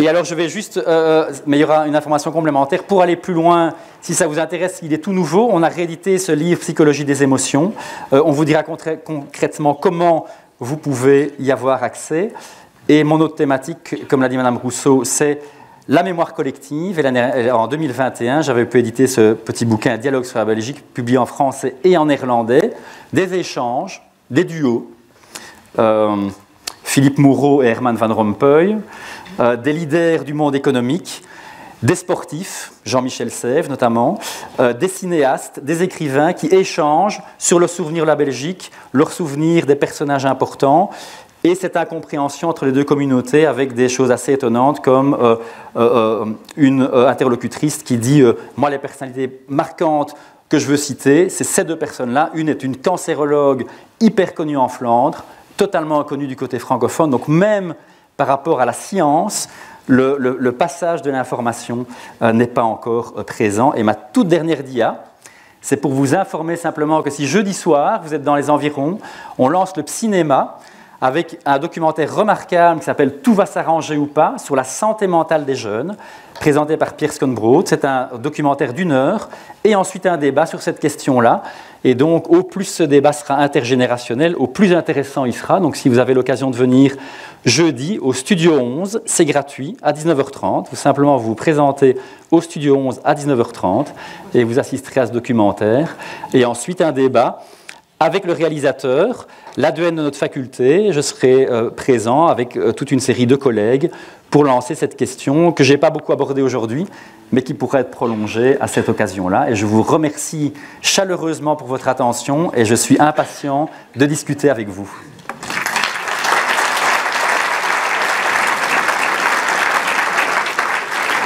Oui, voilà, merci pour votre exposé. Et moi, je ne voulais pas poser une question tout de suite par rapport au corona, mais par rapport à ce que vous avez dit pour la peur. C'est quelque chose qui m'a très fort perturbée pendant ma carrière d'infirmière en diabétologie, où on emploie aussi parfois la peur pour les complications. Et j'avais donc fait un petit peu une recherche sur la peur concernant différents différentes motivations. Et celle qui m'a le plus interpellée, c'est celle sur la cigarette. Et c'est vrai qu'on a encore toujours utilisé la peur, par exemple pour les boîtes de cigarettes avec ces images atroces, et on se rend compte que ça n'est absolument pas efficace. Donc, est-ce que votre groupe va également s'occuper de ces différentes préventions? Merci. Donc, effectivement, je l'ai évoqué un petit peu. Toutes les recherches en psychologie confirment cette idée que la peur est un mécanisme qui fonctionne pendant une durée brève. Je n'ai peut-être pas assez insisté là-dessus. Une émotion aussi, c'est quelque chose de bref. Parce que simplement, c'est trop coûteux. Donc une émotion, c'est très fonctionnel à court terme. Ça nous alerte de quelque chose de particulier et ça nous oblige à changer pour ne pas vivre dans cette peur permanente. Mais une peur qui se prolonge, donc a ses effets coûteux pour l'organisme et en plus n'a pas l'effet naïvement escompté de changer les comportements. Donc c'est juste pendant une brève période. Et le meilleur exemple, si je reprends le Covid, c'est effectivement au moment du premier confinement. C'est très clair que la population avait peur et pendant quelques semaines, ça a été en partie un moteur qui expliquait le fait que les gens étaient extrêmement prudents. Mais ça ne fonctionne que sur le court terme et c'est assez coûteux. Donc c'est une stratégie qui, de manière globale, doit être abandonnée. Et effectivement, sur la cigarette aussi, il y a une longue période, on a fonctionné sur la peur. Le gros problème, en fait, c'est si on prend la cigarette, le risque, il est à long terme. Et le gros problème pour les gens, c'est de faire un lien entre mon comportement aujourd'hui et une maladie que je vais développer dans 10, 20, 30 ou 40 ans. C'est très compliqué pour l'esprit humain de faire ce lien. Et en fait, en faisant ces appels à la peur, notamment chez les jeunes, c'était l'évocation de quand j'aurai 50 ou 60 ans qui paraît à 3 millions de kilomètres d'un jeune de 18 ans et donc ça n'a aucun impact en fait sur son comportement. Par contre, utiliser d'autres techniques, par exemple ce qu'on appelle le nudging, qui est on change l'environnement, on présente des films où la cigarette n'est plus présente, on présente des lieux où la cigarette n'est plus présente, mais à partir du moment où vous retirez la cigarette simplement de l'univers visuel, eh ben, ça ne va plus devenir quelque chose de central. Et là, on voit alors à ce moment-là que la consommation de tabac, par exemple, chez les jeunes, va fortement diminuer. Je vous remercie. Alors, je me trouve en haut de l'auditoire. Est-ce qu'il y a une question qui se trouve à proximité de l'endroit où je me trouve? C'est pas tout à fait à proximité, mais on va circuler le micro.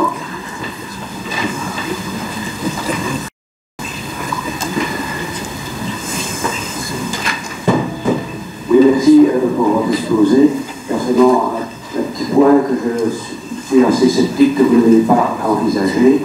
Vous avez étudié, enfin vous avez expliqué les influences du monde des médias sur notre comportement, ainsi que du monde politique.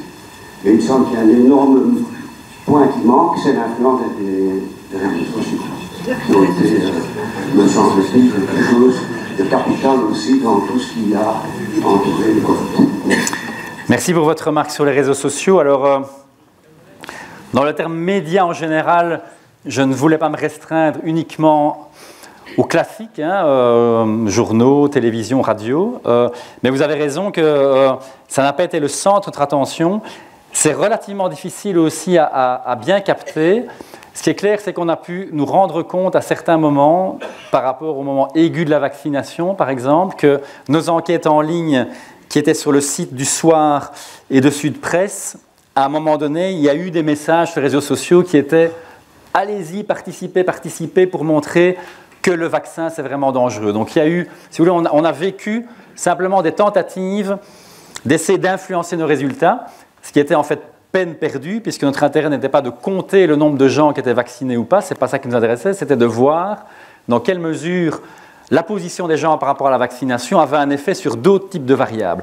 Donc là, simplement, on a observé le fait que, effectivement, dans les réseaux sociaux, circulaient des informations dans une tentative d'un peu influencer nos résultats. Mais comme je vous disais, donc, suivre de près tout ce qui s'y passe, demande une expertise que je reconnais nous n'avions pas et que par rapport à une autre crise pourrait être utilement discutée, renforcée avec des collègues ici par exemple à l'UC Louvain qui sont effectivement spécialistes des questions de réseaux sociaux. Donc effectivement c'est un sujet qu'on n'a pas touché ici mais qui a été important et en particulier chez les jeunes effectivement qui vont utiliser les réseaux sociaux comme source principale d'information. Je suis tout à fait d'accord. Merci. Alors j'ai une question juste derrière moi. Vous n'avez pas parlé des psychiatres. Est-ce qu'ils ont le même rôle que les psychologues? Alors certainement, donc, dans la prise en charge, donc en termes de prise en charge, il y a à la fois des psychologues et des psychiatres qui vont aider effectivement des gens qui sont dans des situations de détresse. Donc voilà, je vais pas entrer dans tous les détails, il y a quelques détails subtils, mais de manière générale, psychiatres et psychologues cliniciens sont formés à la prise en charge et à l'aide des personnes en détresse. Donc, si je ne l'ai pas mentionné, c'était un oubli de ma part, mais il n'y a pas en tant que tel une différence importante entre les deux professions. Merci. Nous allons aller chercher quelques questions à distance et puis remonter dans l'auditoire. Je découvre ces questions en même temps que vous. Première question. Comment expliquez-vous les réactions épidémiques anti-vaccins? Épidémiques, pardon, anti-vaccins. Pandémique, même anti-vaccin. Alors, il a toujours existé en fait un mouvement anti-vaccination, hein, et ça a toujours existé par rapport à tous les types de maladies. Donc, il y a toujours ce questionnement en fait de cette efficacité. Je pense qu'ici, ce qui a renforcé les choses, c'est la vitesse à laquelle il a fallu en fait développer ce vaccin, alors que toutes les règles habituelles quand même de sécurité ont été largement respectées. Ça a été très vite. C'était d'ailleurs beaucoup plus vite même que certains l'ont pensé. Donc la vitesse, je pense, c'est quelque chose qui a expliqué le niveau d'inquiétude plus élevé et particulièrement aussi avec deux éléments.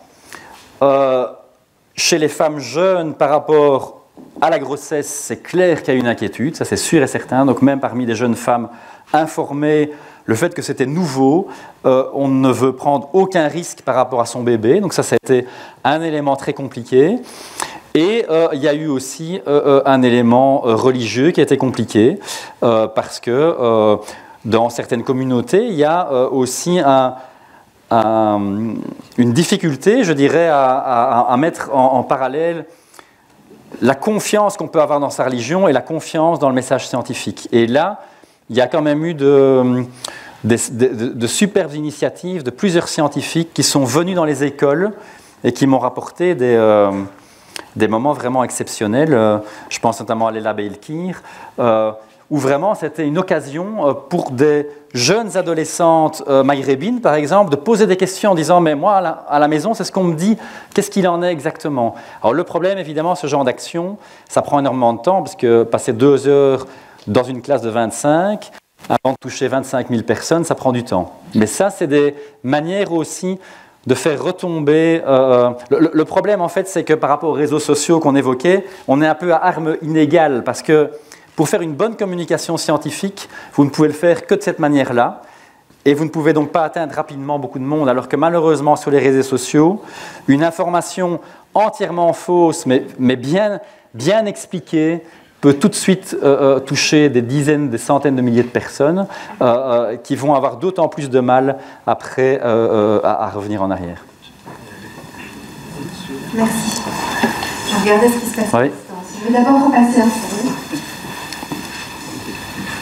Comment expliquez-vous que, je dirais, le pouvoir politique a une vision aussi peu, je dirais, incohérente et, je dirais, dois-je comprendre que nous sommes tous responsables puisque, je dirais, nous élissons tous ces gens, je dirais, tous partis confondus, que ça soit de gauche, de droite, justement, comment il n'y a pas des répercussions, justement, genre de dégâts PTB, etc., ou je dirais même extrême droite du côté néerlandophone. Alors il y a 2 difficultés pour moi. La première difficulté, évidemment, c'est que le politique a l'agenda d'arriver sur les élections. Et donc, on avait des législatures de 4 ans, maintenant on en a de 5 ans. Mais ça veut dire que Il reste 6 mois, en fait, pour moi, pour encore prendre des mesures efficaces, mais à partir de l'été 2023, c'est terminé. Donc ça, c'est un premier problème.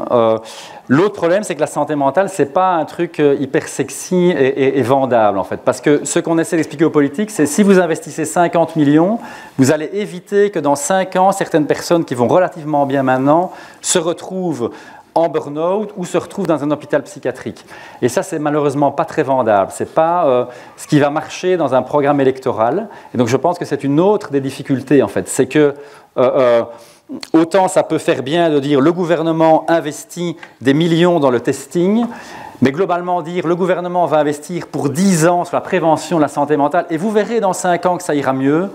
Et bien de nouveau, c'est ce problème de l'agenda politique. C'est déjà le gouvernement suivant, en fait. C'est le gouvernement suivant qui tirera les bénéfices d'une politique qu'on dessine maintenant. Et donc, conscientiser le monde politique pour ça est très difficile.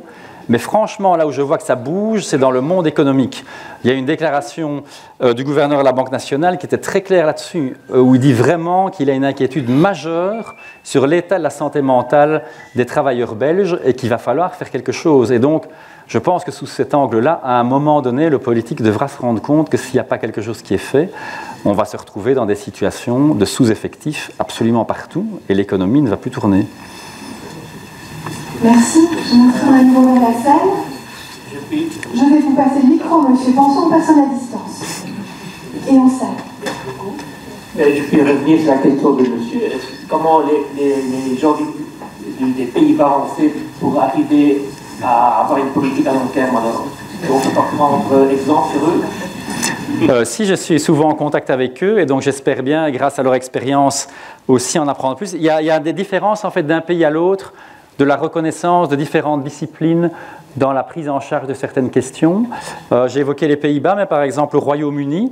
Et ça, ce qui est très intéressant, c'est indépendamment du gouvernement en place, il y a aussi un rôle qui est accordé aux psychologues qui est beaucoup plus important. Donc depuis longtemps, en fait, au Royaume-Uni, les psychologues sont associés à toute une série d'instances de décision par rapport à des questions de santé. Parce que l'idée d'intégrer santé mentale et santé physique existe depuis plus longtemps. C'est aussi une des difficultés, c'est de montrer que les deux sont étroitement liés et qu'on ne peut pas dissocier l'un de l'autre. Et ça reste encore quelque chose qu'il faut rappeler sans cesse. Demain, le Télémoustique sort un numéro spécial sur la santé. Ça devait être sur la santé physique. J'ai des journalistes, vous savez, si vous parlez que de santé physique, c'est peut-être un peu dommage parce que les gens qui sont en mauvaise santé physique, ça impacte sur leur santé mentale.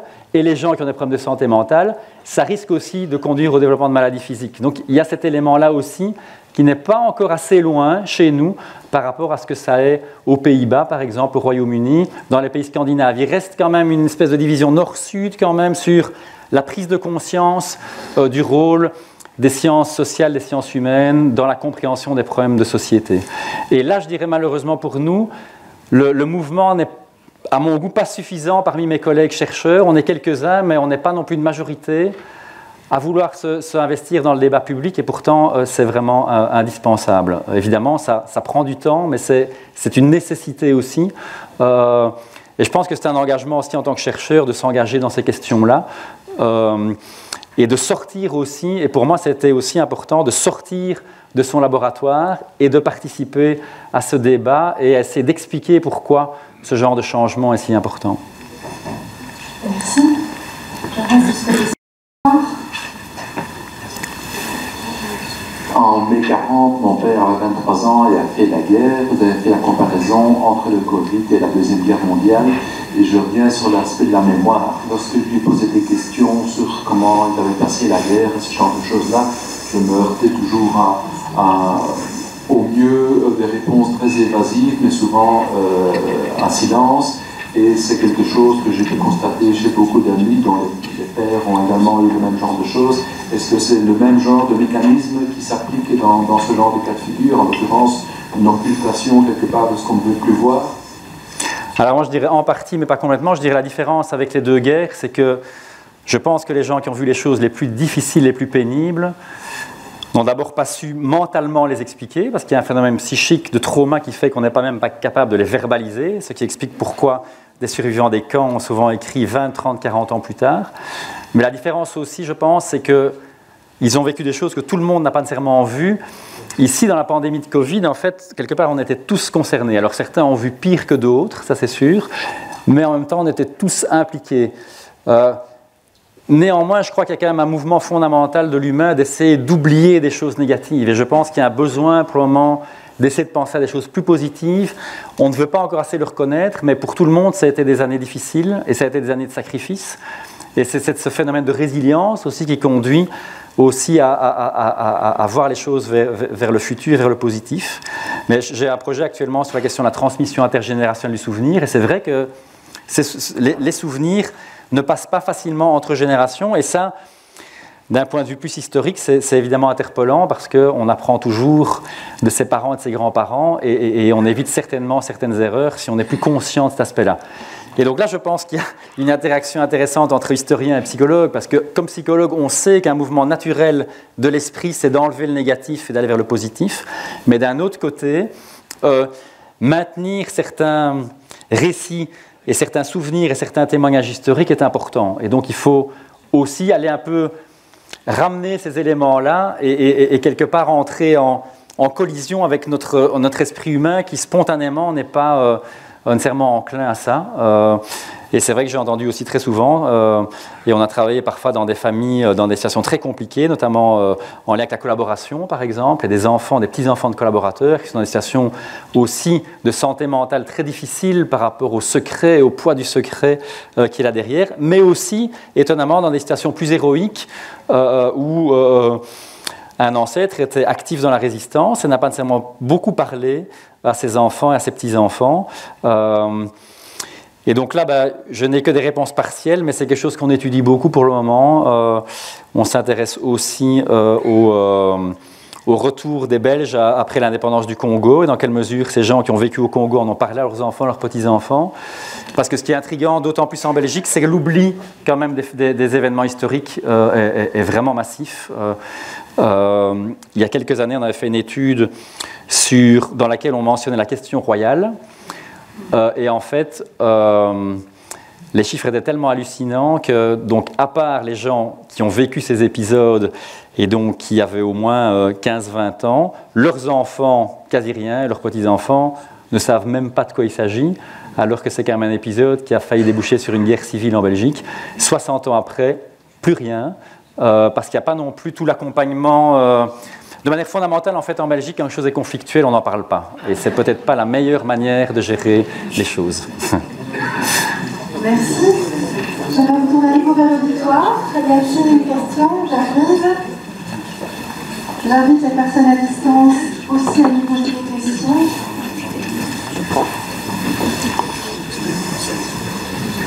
Est-ce que vous avez fait des études sur les relations entre les générations? Je pense que pendant que les écoles étaient fermées, les jeunes enfants pouvaient rencontrer ou passer plus de temps avec leurs parents que d'habitude. À l'autre côté, les seniors étaient déclarés un groupe à risque et beaucoup de nos enfants ne voulaient pas nous contaminer sur les relations et étaient moins forts, moins denses.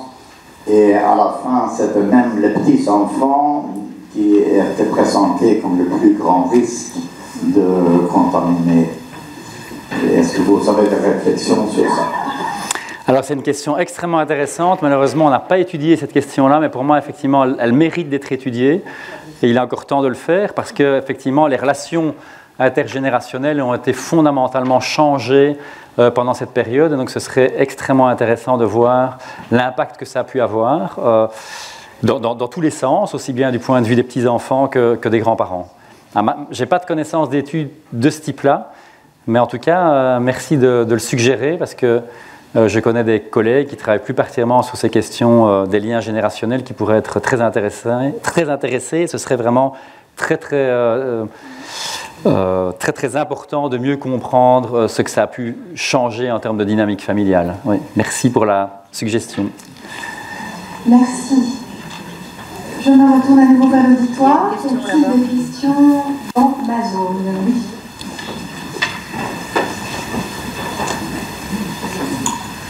Bonjour. Vous avez souligné que vous alliez aborder les enjeux climatiques, mais à l'heure actuelle, il me semble essentiel d'aborder les enjeux liés à l'anxiété de la situation économique et la paupérisation de la population, même de celles qui travaillent. Est-ce que quelque chose est prévu? Alors, on doit travailler aussi pragmatiquement, c'est-à-dire que quand on décide de changer et de mettre le focus ailleurs, il faut être sûr qu'il y ait suffisamment de bras et de jambes qui soient prêtes à partir dans cette direction. Et donc, en fait, sur la question climatique, on a identifié qu'en Belgique, dans les différentes facultés, il y a pas mal de gens qui sont soit déjà ancrés sur ces questions-là, j'évoquais l'éco-anxiété par exemple, ou qui sont prêtes à le faire. Et donc là, on a identifié en tout cas un sujet sur lequel on peut directement, je dirais, démarrer sur une expertise scientifique et des recommandations pratiques. Donc on a décidé de partir là-dessus au début de l'année prochaine, mais on est conscient aussi d'autres enjeux sociétaux. Et donc je pense qu'ils vont se construire les uns après les autres grâce à nos différentes structures. J'ai parlé de la Fédération belge des psychologues, qui regroupe toutes les associations de psychologues, où on espère que d'autres questions vont émerger aussi. Donc, je dirais qu'il faut juste considérer qu'on est encore à l'adolescence. Le Psychologie Corona, c'était notre enfance. Et donc on a appris certaines choses, on a essayé de les utiliser dans d'autres questions et dans d'autres circonstances. Et donc, on a commencé par celle-là. On s'est dit, on ne va pas éparpiller nos forces tout de suite. On va plutôt d'abord commencer sur une autre question qui est d'actualité. Mais vous évoquez la question financière, économique, de paupérisation. C'est clairement aussi un enjeu fondamental qu'on pourra envisager dans un deuxième temps, quand on aura mis sur les rails, je dirais, la question climatique. Merci. Je me retourne à nouveau vers vous. Marie.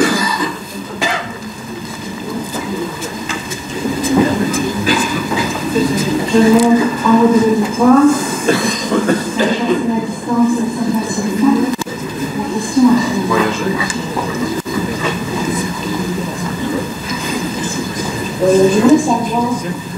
je voulais savoir santé mentale et télétravail. Pour des personnes qui n'ont pas beaucoup de contacts, se retrouver en télétravail, et manifestement c'est devenu un petit peu la norme quand même, je pense que ça peut avoir, enfin, je ne sais pas ce que vous en pensez, mais sur la santé mentale, ça peut quand même avoir un impact assez important, me semble-t-il.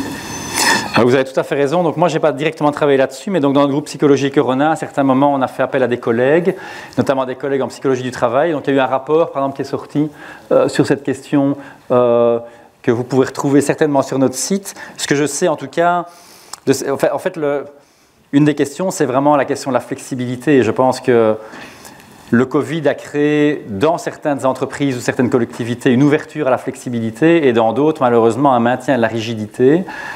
Alors qu'en fait, l'expérience du Covid nous apprend quand même que ça dépend des gens et ça dépend des lieux, mais que permettre la flexibilité, c'est quand même quelque chose de positif.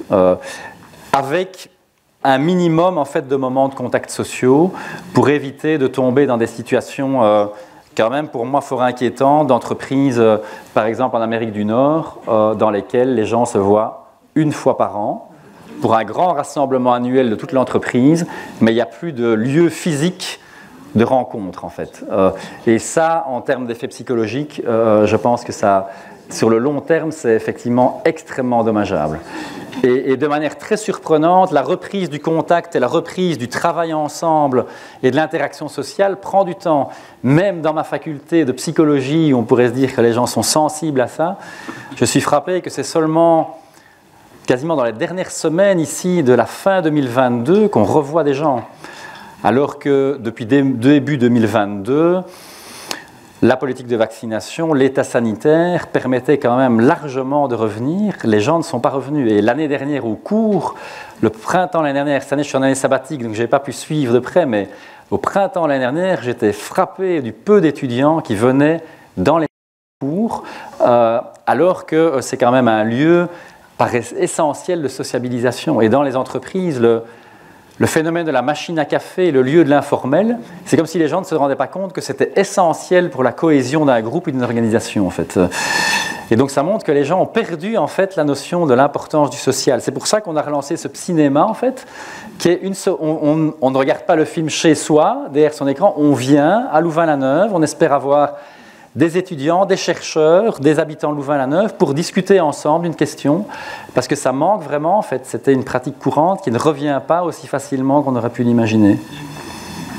Et vous avez raison, d'autant plus pour des gens qui sont déjà isolés, qui vivent seuls, qui n'ont peut-être pas un réseau très développé, le travail est un lieu de socialisation essentiel, tout à fait. Merci. Nous arrivons tout doucement au terme du temps qui nous est imparti, mais on a encore de l'espace pour une ou deux questions. Y a-t-il encore une question en salle? Je vous passe le micro. Oui, bien. Donc, je tousse, mais je n'ai pas le Covid. Je précise. Et donc, dans une conférence qu'on avait avec Mme Belkir, elle disait ce qui nous a été le plus difficile pour nous, c'était les positions des politiques. Je m'appelle Maggie, et Maggie de Bloch, je l'ai entendu quelquefois au début. Et ce qu'il disait souvent, c'était que les médecins généralistes avaient été littéralement abandonnés. On ne les a pas protégés, ils ne pouvaient plus faire eux-mêmes le vaccin, ils ne pouvaient même pas le tester à la limite.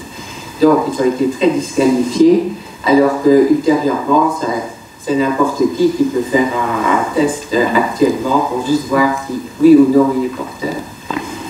Ce qui était aussi important, je trouvais, c'était les ados harcelés et qui, me disait la pédopsychiatre qui travaille ici à Saint-Pierre, on ne pouvait pas les hospitaliser, ils étaient en tentative de suicide, ils étaient très mal, mais tous les lits devaient être réservés pour le Covid, et ça c'était le politique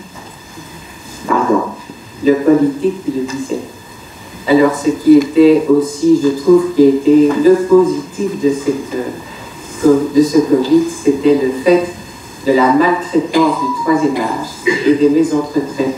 Que nous, les psys, on entend ça, parce qu'on avait des parents qui disaient, vous savez, notre mère n'est pas bien soignée, mais ça l'a révélé. Et aussi l'importance du contact dans les maisons de retraite. Quand il disait, quand vous voyez un Italien qui était entrepreneur, qui avait monté sa machine pour aller parler à sa mère à la fenêtre, j'ai trouvé ça adorable. Parce qu'il avait compris que c'était ça, et que les soignants de Bergame, plusieurs se sont suicidés parce qu'ils n'en pouvaient plus de devoir téléphoner à la famille. Elle va mourir, la maman. Et puis, ils étaient littéralement maltraités dans ces derniers moments. Alors, je voulais encore dire peut-être une chose.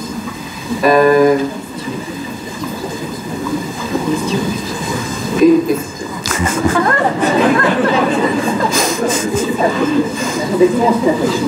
Alors je vais jeudi soir.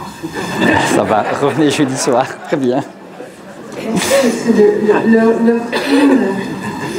a-t-il, et je vous remercie pour votre intervention, on voit que la discussion ne fait que s'ouvrir, et vous dites, il y a tellement de choses encore à comprendre, à étudier, à échanger, et on a envie d'oublier.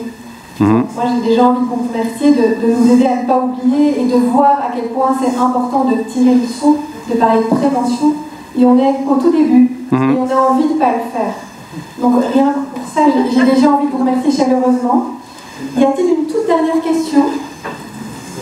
Que retirez-vous de votre expérience du Covid? Alors, c'était la conclusion que je voulais vous demander, mais aussi, que retirez-vous de cette expérience? Avec quoi avez-vous envie de nous laisser partir? On va faire la conclusion en même temps.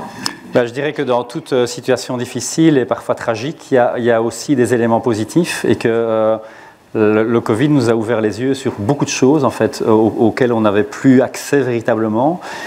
Et donc justement, dans cette question oublier ou pas, je crois qu'il ne faut pas oublier trop vite parce que justement, si on oublie trop vite, on risque de perdre des éléments qui étaient essentiels. Donc cette difficulté a permis de rebondir sur beaucoup de choses. Et donc c'est aussi un message, je dirais, positif qu'on peut en tirer. Merci beaucoup.